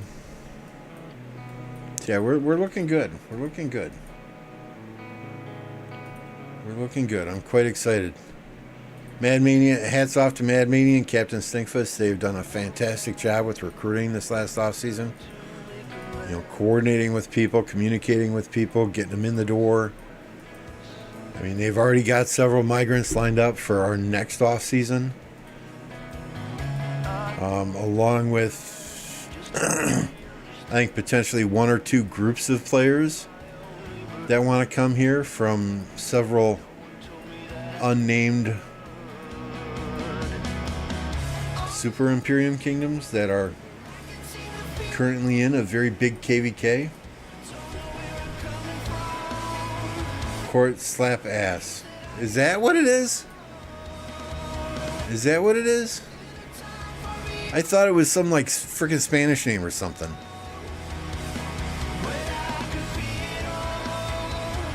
Oh my goodness. How did I miss that? I thought it was some Spanish name or Brazilian or something. Quartz La Plaza or... I get it. I see it now. I see it now. I can't unsee it anymore. Court slaps as. Thank you, Mad Phantom. Proving to everybody how stupid I am. Thank you, Mad Phantom. Good God.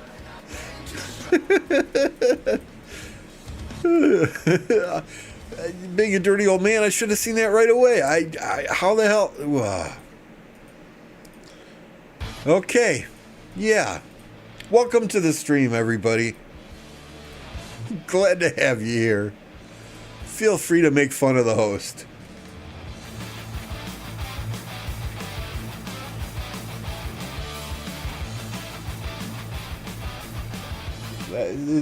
That's Mad, not Mad Phantom? I thought that was Mad Phantom. Which Mad is that then?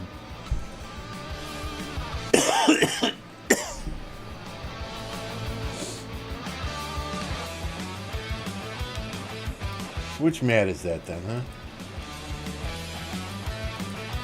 2 new accessories or a siege set for 7th? It's up to you, Sasha. Do you have Siege Commander's expertise? If not, do the 2 new accessories. The way we fight, you know, if we were in 1093, we were in 1960, right? And it was... Okay. And if it was, you know, big-ass freaking murder balls... where Siege could set up behind the murder ball and pick marches off, I would say do Siege. Right? But you know how we fight.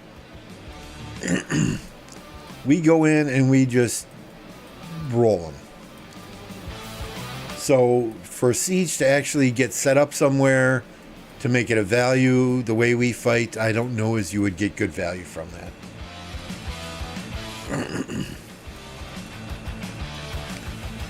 Really, I think Lucci provides better value than HQ does.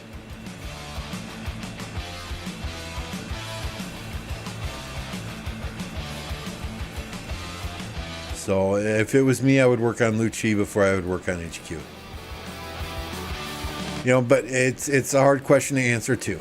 You know, do you have infantry gear for him? Do you have armaments for an infantry march? You know, do you have What city skins do you run? And it's hard to answer very generic questions without knowing the intricate details of your account, right?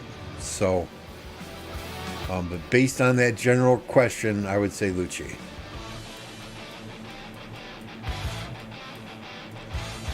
Do I have a leadership set yet? Kind of. Kind of.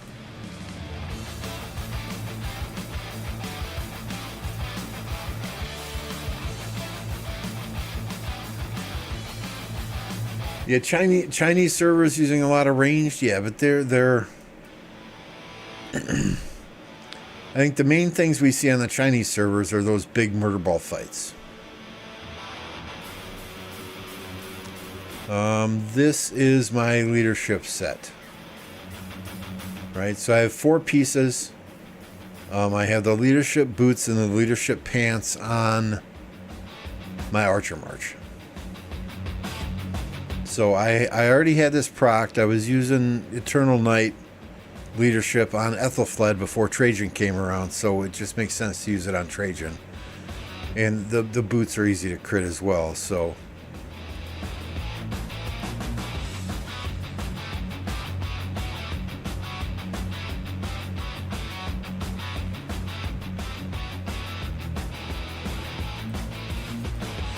I like ZL better just because he's archers.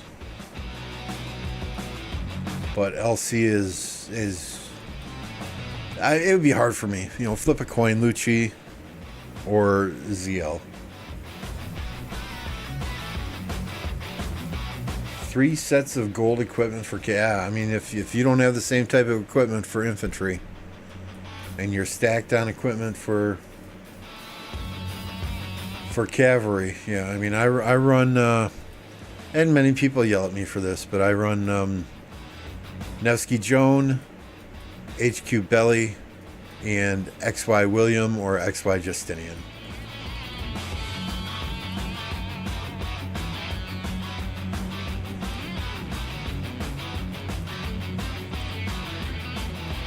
It's rare that I run 3 cavalry marches, though. It very situational. Ark of Osiris, I might run 3 if I need to send 3 marches to the middle. When a pass first opens, if I'm not random teleporting, I might run 3 just to get to my destination very quickly. But I generally run 2 archer, 2 cavalry, 1 infantry. And then we'll go 2-2-2 when we get to 6 marches. And then 3 archer, 2 infantry, 2 cavalry when we get to 7 marches.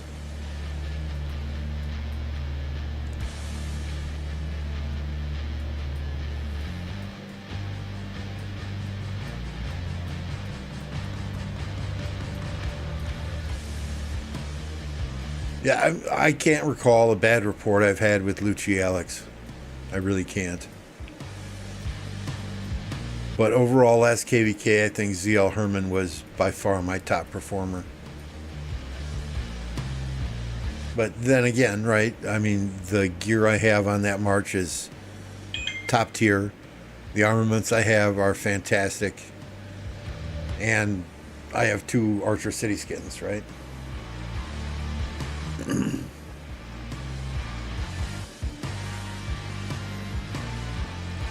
Yeah, I mean, it's always good to have a diverse marches out there, really. So, maybe Lucci's the way to go for you. Do you have Alex that you could pair him with? Who would you pair him with, I guess is the question. If you have another viable... I think Scipio Lucci and Lucci Alex are the most common marches I see with Lucci, but that could all change when William Wallace comes out.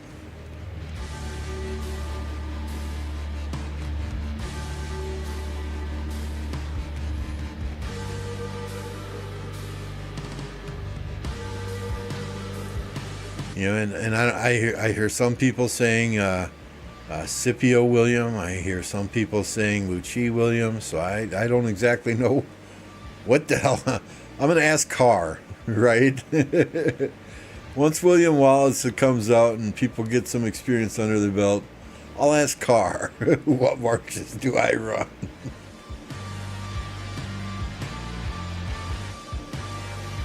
Alex only 5511. Yeah,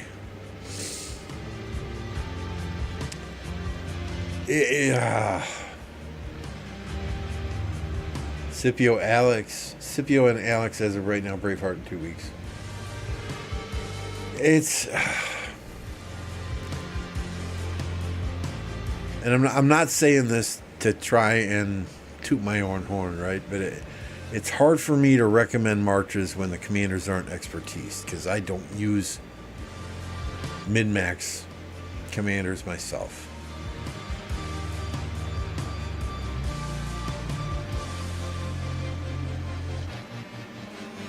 I mean, I mean, if there's anyone in here that can help roll you out, please feel free to jump in. I generally work on how many Scipios are available. 2, 3 soon.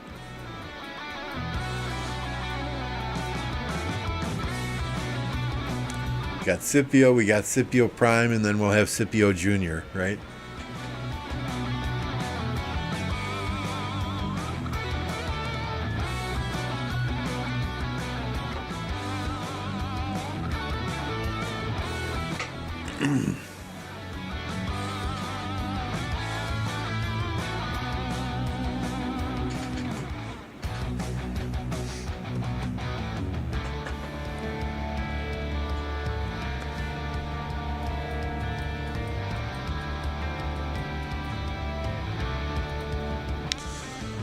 Yeah, and I'll have to see when fighting starts in our KVK, and there are others with better infantry gear than me that would be better suited for Scipio Junior than I would in an MGE. That said,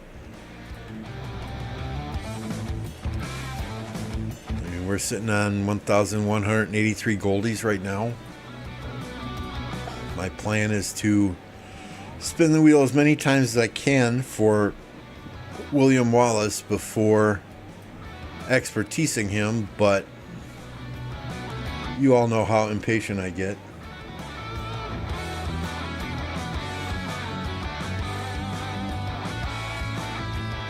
Yeah, were you seeing lots of people running PY?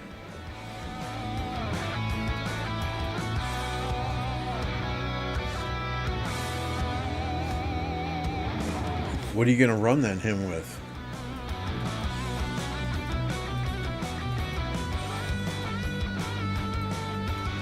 Yeah, that's the thing, Blackout, is archers will come out.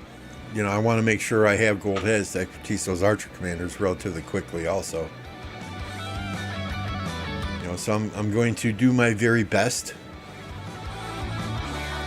to try and be smart with this next set of infantry commanders. Spin the wheel as many times as I can before I max out William Wallace,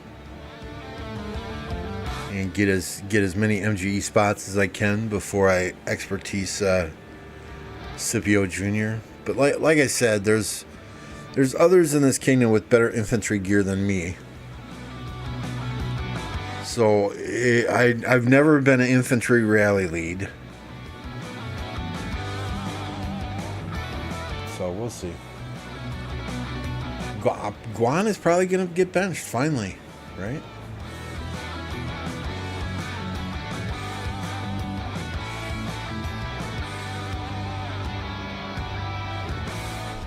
I thought we're on Earth Camp. Why are half those marches red? There we go. Thank you.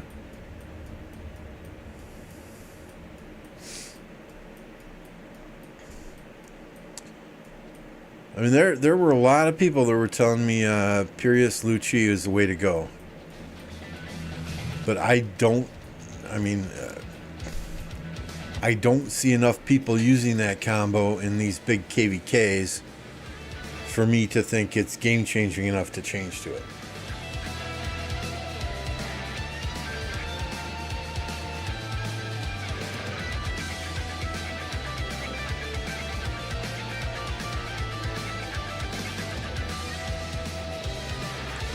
Yeah, I mean, when those museum buffs come out, right, I'm definitely getting YSG first thing. But those are friggin' expensive now, and those what are they? Relic coins, the kind of diamond shaped ones. Those are hard to get. Scipio Alex Wallace Lucci.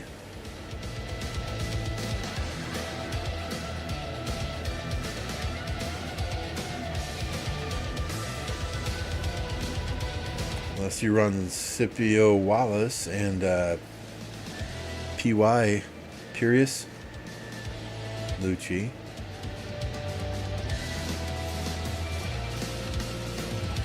Car's in GT. Car's in 1960. He's in GT. So if he's saying it's feasible,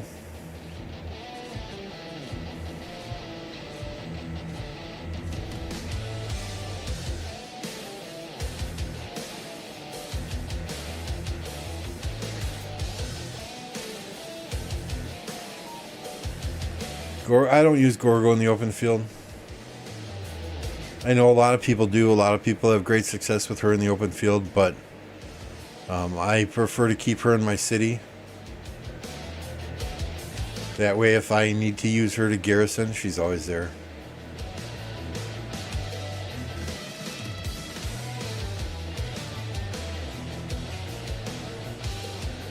I don't like garrisoning. I don't enjoy garrisoning.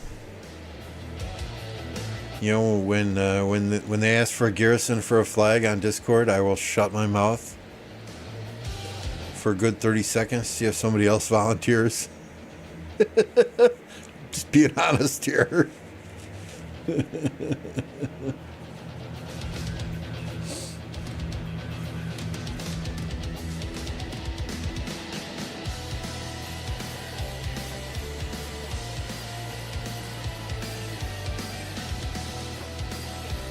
Yeah, I think the only one I've ever seen is Gorgo Lucci. I don't see many putting anyone else behind Gorgo, but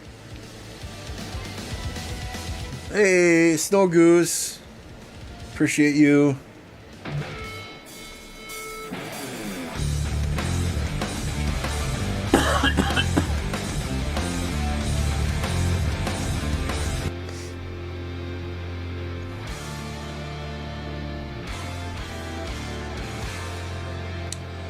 Yeah, members in chat, don't forget, Snow Goose has his own emoji here, right? So when he drops gifted, I need all the members to show some respect and drop some Snow Geese emoji.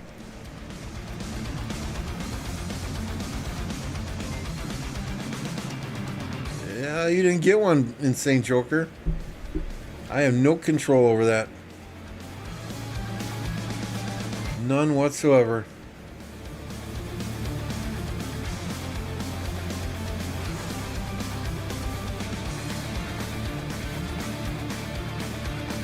Let's see if we can't get you one though, Insane Joker.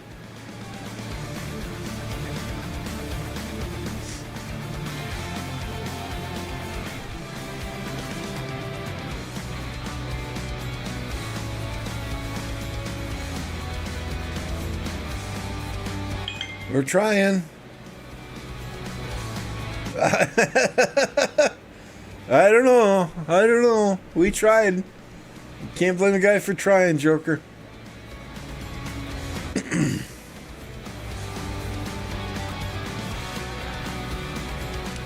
Just got through with work. Don't worry, I'll volunteer for the garrison. Out frickin' standing.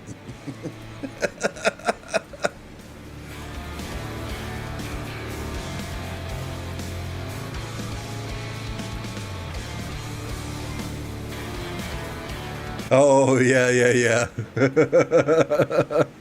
Forza, what's good, man?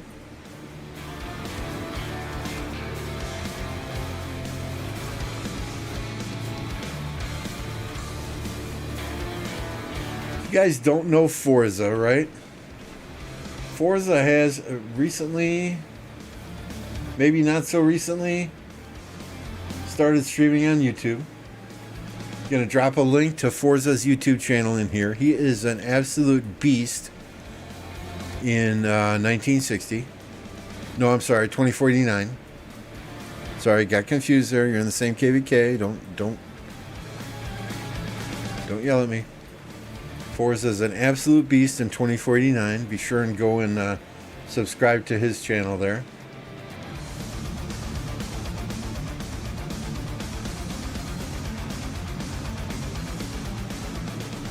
I gotta make you a command, Forza.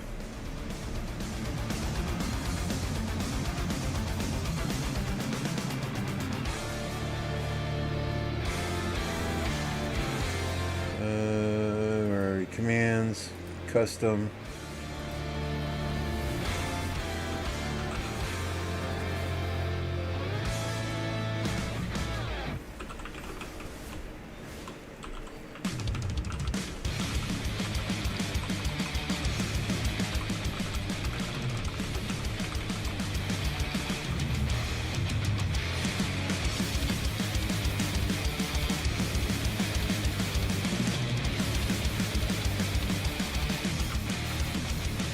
There we go. Let's see if it works.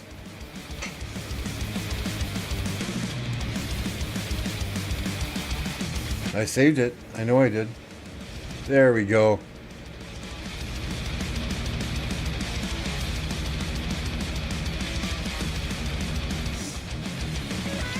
Little fish my ass. I think Apocalypse is traveling, so it's probably safe to say this. I think he's having more fun spanking people on your account than he did on his own account.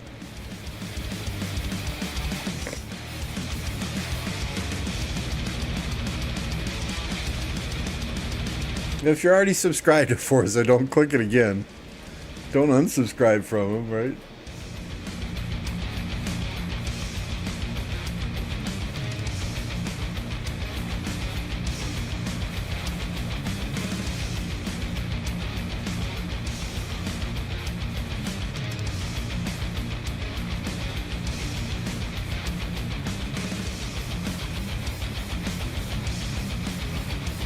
I wonder if he's wearing that to Los Angeles. He'd fit right in.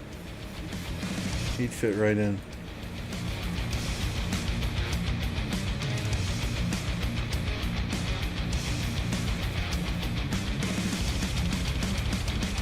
There, Forza. Now Mad can't pick on you. You're not at any risk of him doing anything to you.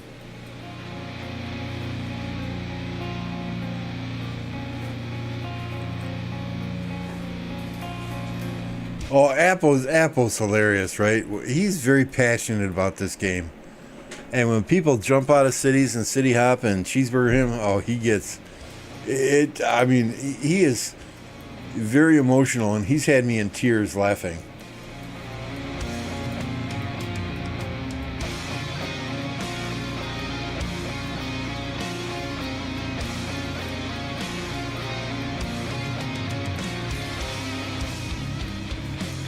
I think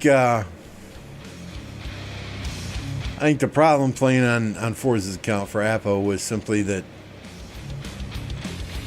the deads, right? Accidentally tapping those cities, accidentally tapping some of those flags. The deads just pile up so quickly. And they really need to change that in the game as well. It's too easy to target a city when you're in dot mode. Right? And my thought process was, okay, when you're fighting in the strategic view mode, make it so you can only target open field troops. I don't know anyone playing in this mode right here that is using this mode to target flags, to target resource nodes, to target cities. Right? So when you're in strategic mode, all they got to do is make it so you can only hit open field marches. Problem solved.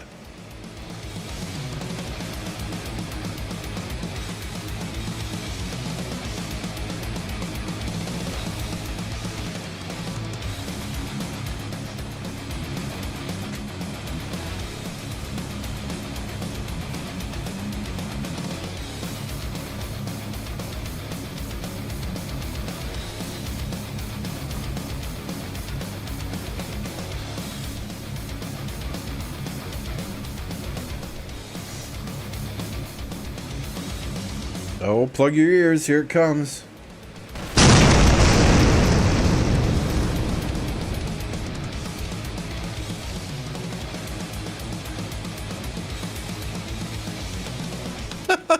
This always makes me laugh, right?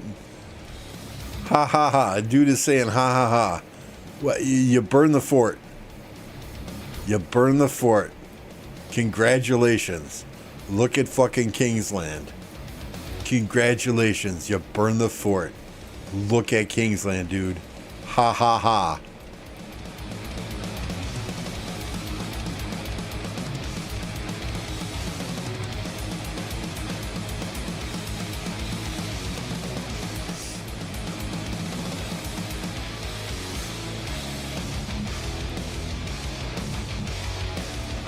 Yeah, I mean, there's no reason. Okay, so if the only reason people are fighting is for kill points, that makes those kill points worthless, in my opinion. Right?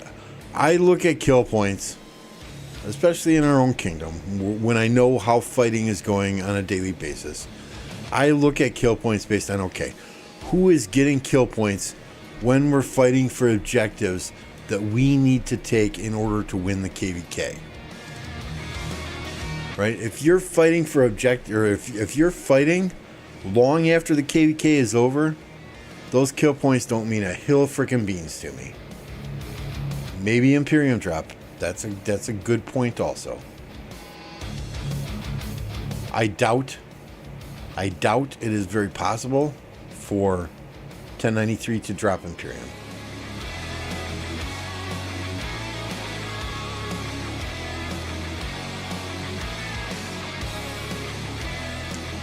Ooh, is it reset? Did we miss reset? It is reset. Yep, somebody told me More Than Gems was going to be here. We've got a few things in the shop that we can buy after we reset the game.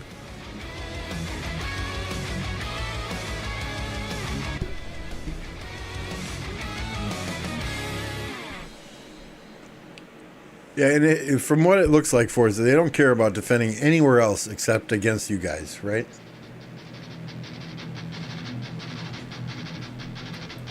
So, yeah, I mean, so why bother? And, I mean, it's kill event. I'm sure you guys have tried to arrange it in some sort of fashion.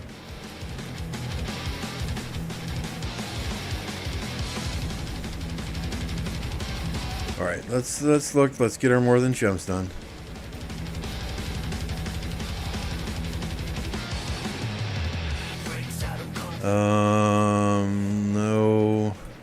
No. Yes.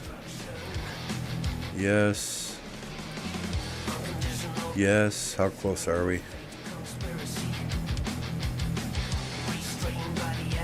All right, done for today.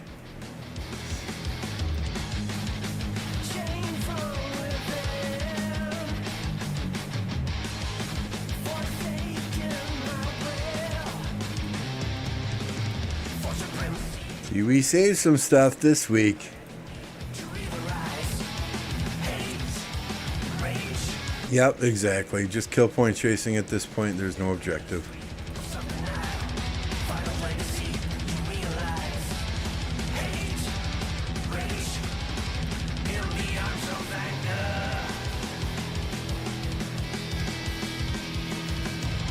Three, two. Whoa, that's interesting. Usually it's like this, 1, 1, 1.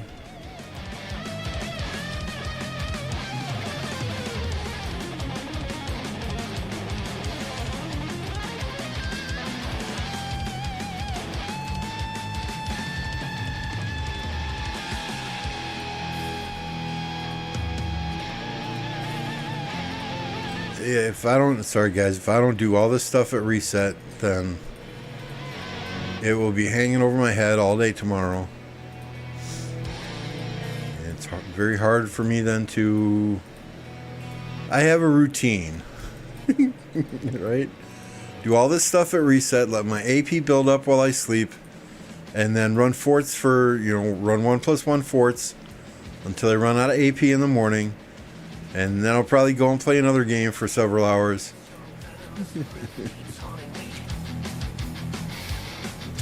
Do some stuff on the honeydew list, right?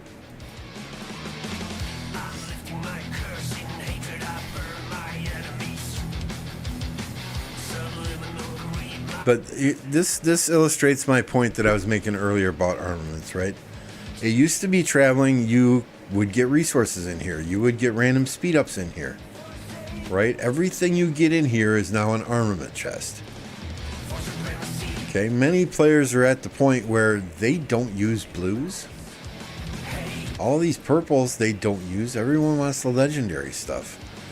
So all 20 of these are going to be recycled unless I get something absolutely phenomenal here in one of these cutscenes.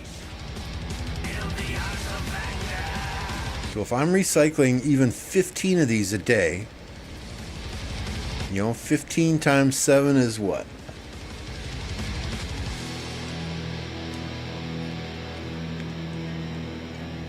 $105 divided by 30.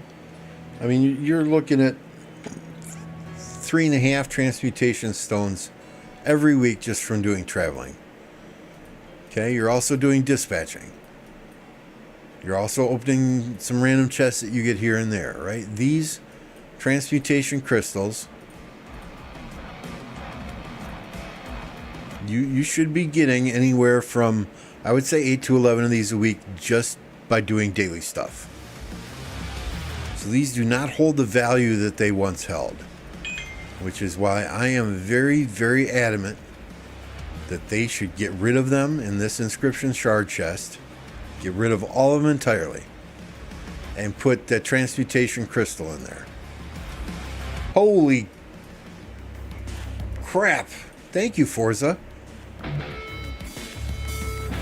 Totally appreciated. Unexpected. Totally appreciated.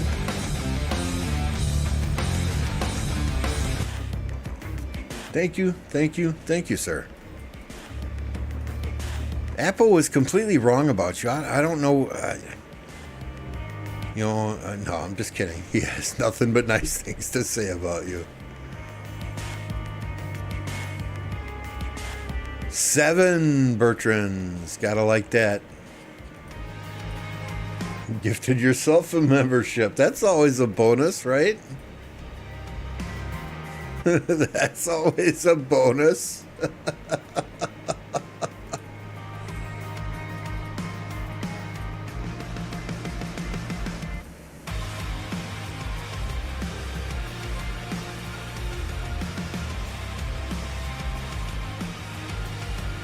Well, yeah, Sophie, the exchange rate for her is a little bit different.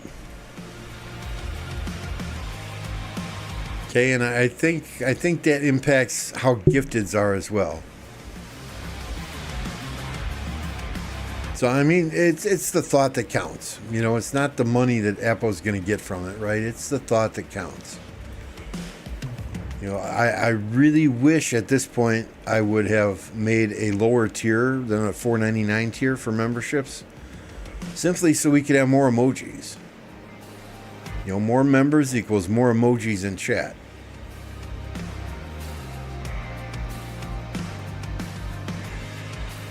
I don't know, Car. I've gifted memberships before and not gifted myself one.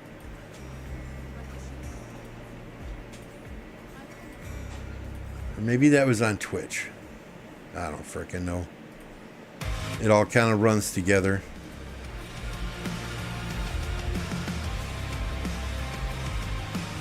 Yeah, no, I have, because Big Kane recently got members activated on his channel. And I was the first person to gift members to his channel. And it didn't give me one.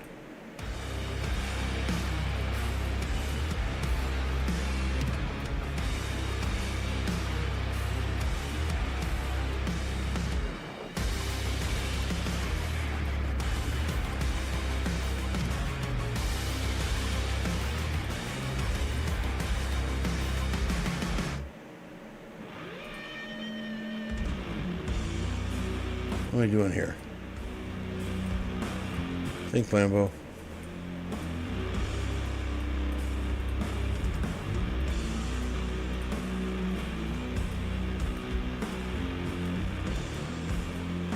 You've seen me open armaments chest. If I didn't have bad luck, I wouldn't have luck at all.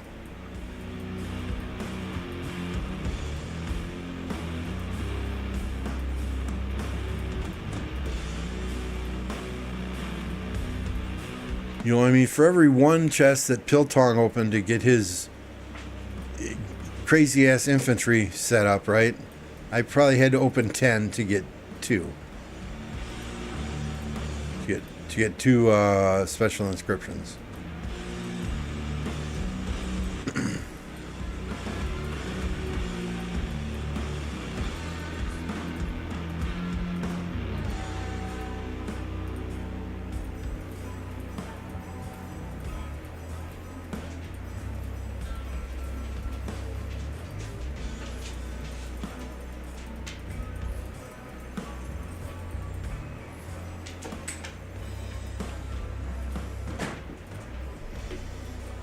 Um, 23rd. Woohoo! Don't care.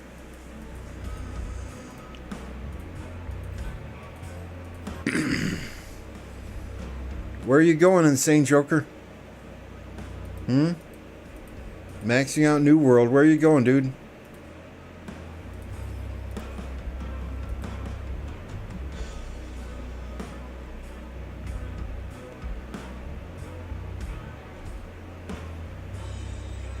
See, he didn't get gifted a membership, and he's maxing out New World Bundle right away.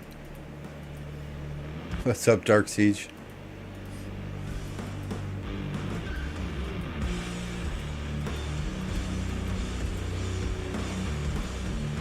God, I hate red dots. These just drive me freaking nuts. What are they going to do with these damn repair tools? Where is that thing even, right? I mean, we've got 305. We've done everything we can do here. Oh, yeah, no. Shut up, dude. Fafangulo.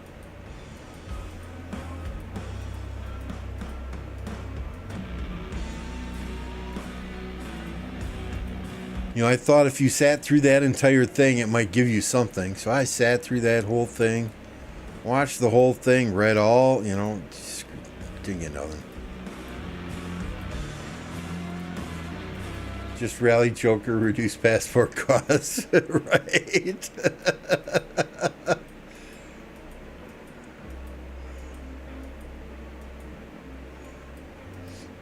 Where did I send those gold and stone? Okay, we need food.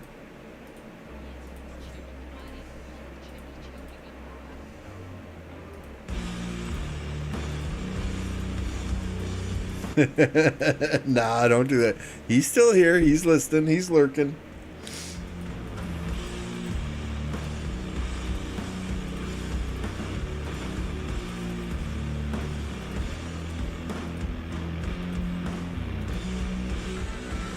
Grinding gem. I hear you. I hear you. I hear you. I will. You know, with only 40 players in the kingdom, it was much easier to grind gems. Now it's yeah, a little bit sketch. And if I ever find out who left only 3 gems in a level 2 gem node yesterday morning, we're gonna have a conversation. You might not like it.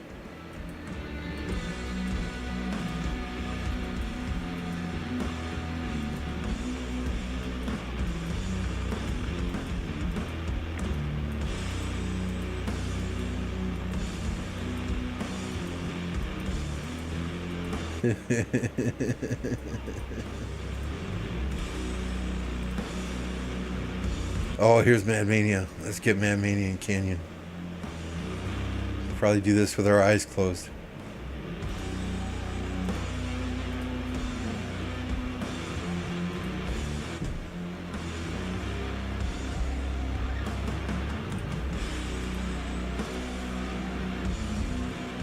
Mims, I see you.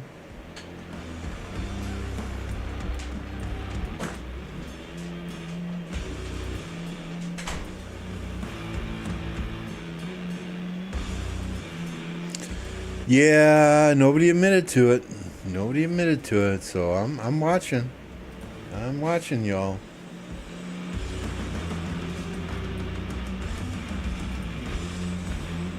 Yeah, that's part of my flight pattern, Captain, is I will generally, I'll generally circle around the zig. You know, we'll go around the zig and just kind of keep growing that circle. Bigger and bigger and bigger until we get to about these barbarian camps here, here, and here. Then that's too far to march.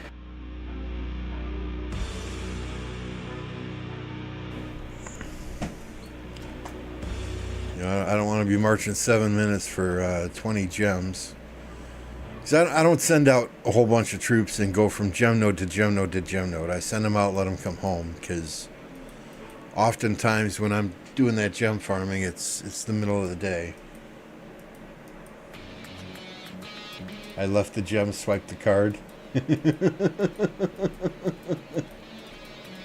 Zig, lost temple. You know what I'm saying. You know what I'm saying, Blackout. You get down. Just, yep. You understand, right? Been up since 3 a.m. here. Here I am, trying to entertain everybody. Blackout got to come and correct me on it.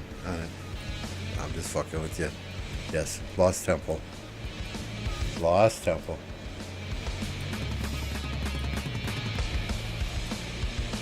Alright, so we got this.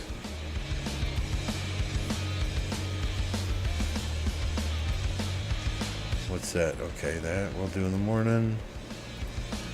Just make sure our gatherers are out here on the farm.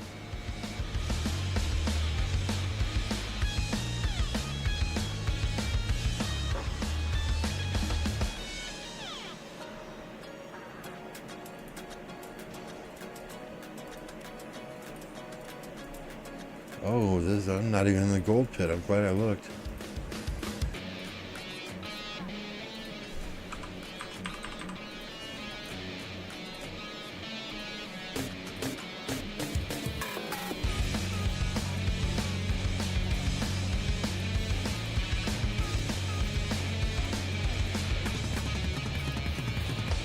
Yes, I love it when I can find 2 or 3 level 6s.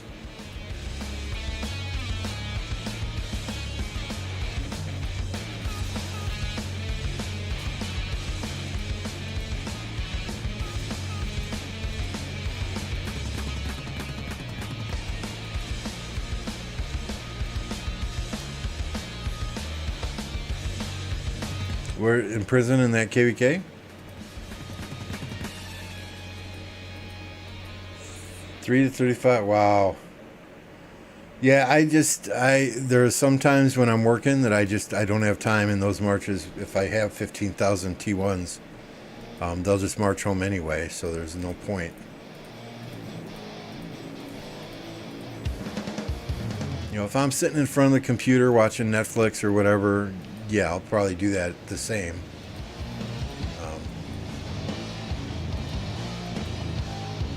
Where's the in prison? Okay.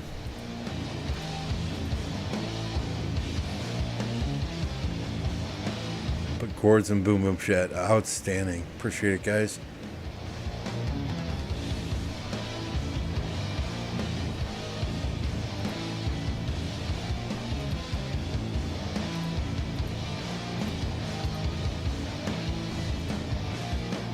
Those are decent. Those are decent stats there, Carlos.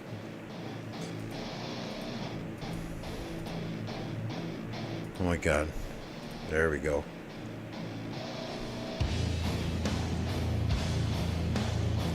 That dude's out in the middle of nowhere.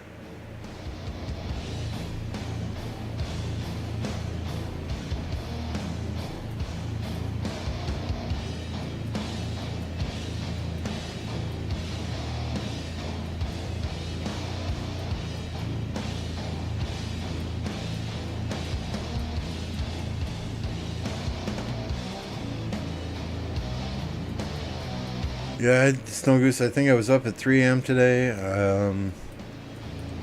doing some different stuff around the house, playing the game, sending farmers out. Started work at 5 a.m. Got a text message at 6 a.m. telling me to log off the computer but do not reboot it.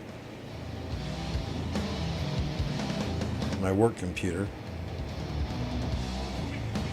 And then, I don't know if you were here earlier, but there is some issue with the Microsoft update that was causing people in the company's computers to blue screen and reboot and reboot and reboot, and they were caught in a vicious cycle. They couldn't actually boot into Windows. So they had downloaded a recommended update yesterday. I postponed that recommended update for 3 days. And I'll postpone it again until they tell me it's safe to download. But I was the only one in my department that had a working computer today. So, yeah. I got dumped on by everybody. Everybody. The 3 clients I supervised all of a sudden jumped to 12. Everybody wanted something. Friday, it's end of the week. These end of the week reports are due to this client. These end of the week reports are due to that client. Well, I sent all my clients their end of week reports. Let me just drop everything else I'm doing and try and help you out too. So it was I'm not a drinker. I used to drink a lot when I was younger, but not so much anymore. Whenever the wife and I went out to have a few, she would end up getting just absolutely shit-faced, and I knew I better only have 1 or 2 because somebody needed to stay relatively sober. So I don't drink much anymore. Maybe 1 or 2 drinks a year, but today I really, really, really felt like starting mixing those Captain and Cokes at 1 or 2 o'clock this afternoon. I'm hoping during pre-KVK Happy that I can push to 200 million. There's an achievement for it.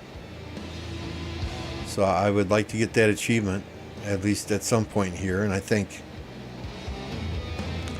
as the kingdom gets more and more players in it, this might probably be my last opportunity to push to 200 million ever. I hit 191 million, 192 million at one point right after our last Nile KVK, where we had 0 fighting whatsoever.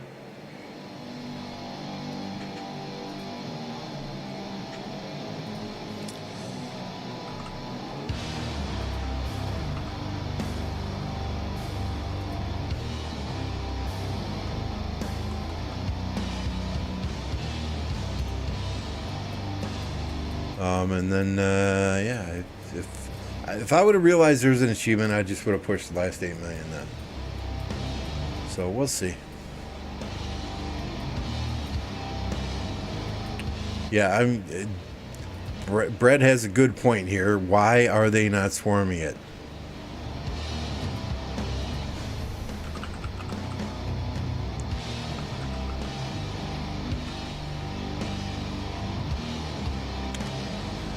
Oh, Happy's asking for it. Happy's asking for it.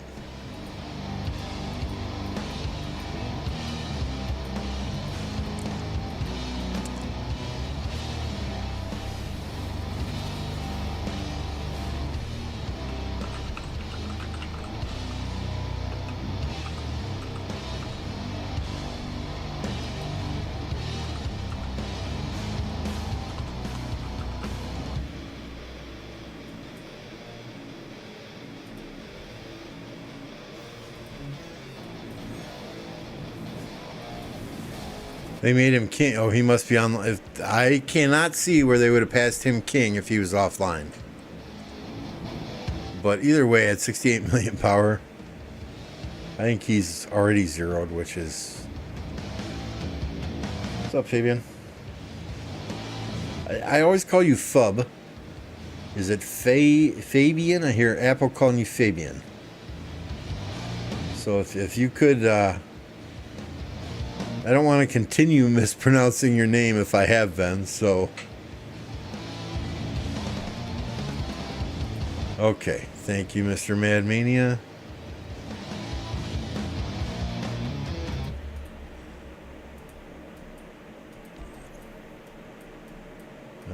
Where is Happy City?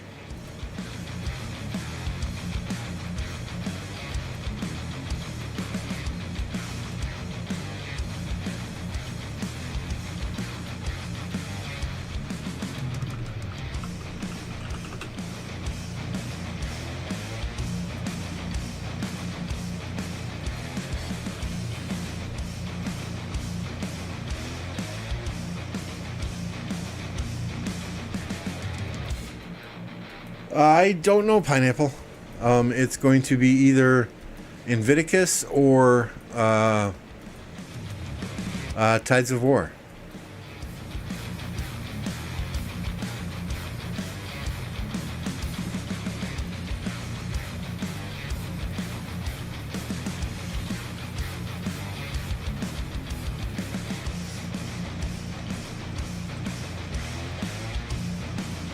But we're not absolutely certain yet.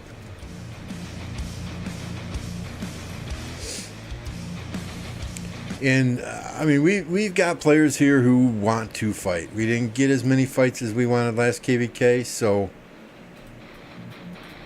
I mean, some of these crazy fucks are talking about doing a 1 versus 3 in the Tides of War. And I'm like, whatever, I'm just along for the ride. You guys do what you want to do. I can't see where, I can't see where our campmates would be on board with a 1 versus 3, but hey, if you can talk them into it, and we have 40 days of fighting, hey, let's have some fun, right?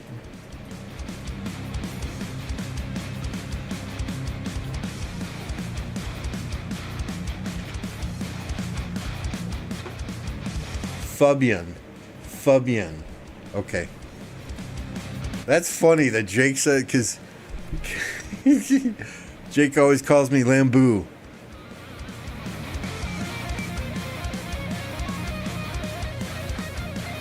So Fabian.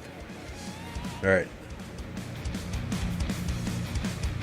I believe the next cycle of MGE will have the new commanders. It should be a leadership MGE, which would give us, let me bring up my spreadsheet here. So which would give us leadership, and then cavalry, and then infantry. And that seems to be how they do it, right? They do, when they release a new commander, they do 3 MGEs with the new commander, and it always ends on the troop type for the commander. So leadership, and for the last couple commander releases, the Chinese servers have gotten the new commander 1 MGE ahead of us. So they currently have New Scipio and William Wallace in their current MGE. So I would be 90% sure that the new infantry come in the next leadership MGE, which is the next one coming up. So I mean, I'm down for fights. Whatever these guys want to do, that's fine. As long as I don't have to do diplomacy, I don't give a shit. They know when there's fights, I will be there. I just need a break from diplomacy and the day-to-day running of the kingdom. And thank God we have got great R4s here to pick up the slack. Cerez, he drinks. He probably drinks more vodka in a week than I've drank in my entire 53 years on this earth, right? But he is always there to put a timer on a flag after we burn it so we know exactly when they can repair it. He is... I don't know how he keeps track of all that. Soli, she runs events in the kingdom, like Silk Road, scheduled for tomorrow at 17:30 UTC. She does all that. She is multilingual, so she helps with a lot of translation. Thunder and Mad Mania Mad's name here is Choco Guinness. Thunder and Mad do the MGE rankings now. Hubs does gold head events. Captain is kind of jack of all trades. He'll rotate R5. He'll do flags, territory. He's a master at that. He'll help out wherever help is needed. He can do anything. JPJ is... ooh, I like that avatar frame. JPJ does Ark of Osiris. Noobzilla is very valuable as a consultant. Matt is learning Spanish to communicate with you. Nice. So everyone and me, I just, if there are fights, R5 me, I'll drop King Buffs all day long. Right? That's about as much involvement in leadership as I want to have at the moment. I mean, I will provide insight and always be there to give my opinion and bounce ideas off of, but Noob is just noob and lazy. Yeah, he is, but he very knowledgeable.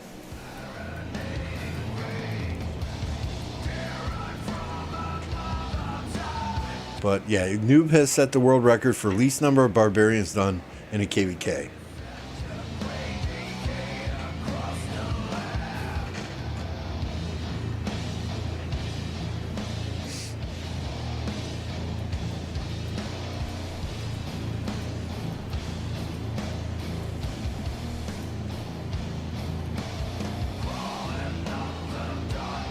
Where are we here?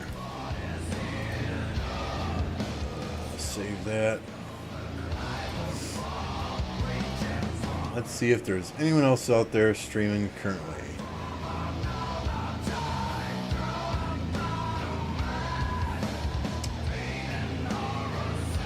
Well,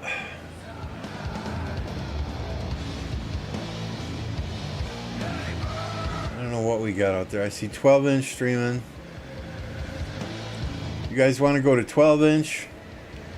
Or do you want to go to Jake the Dog, who is doing some game other than Rise of Kingdoms? You let me know. We'll set up a redirect now. I think 12-inch is doing account coaching.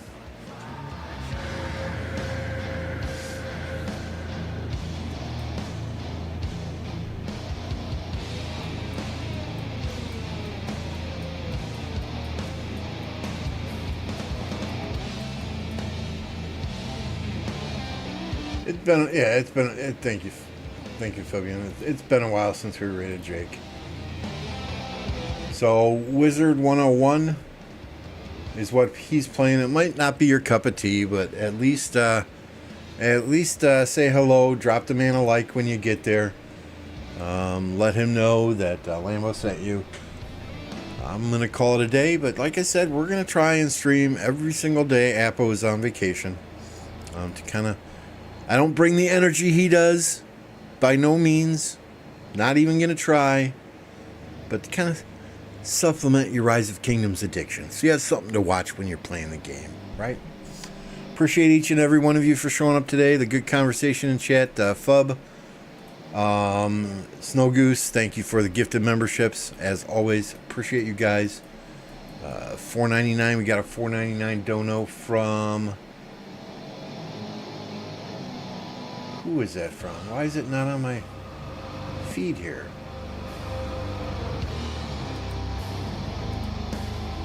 I apologize. I don't see it on the feed here.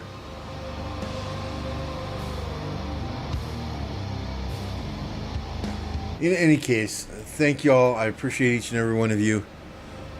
We'll be back tomorrow with some more Rise of Kingdoms and some fun. That's what you want to call it.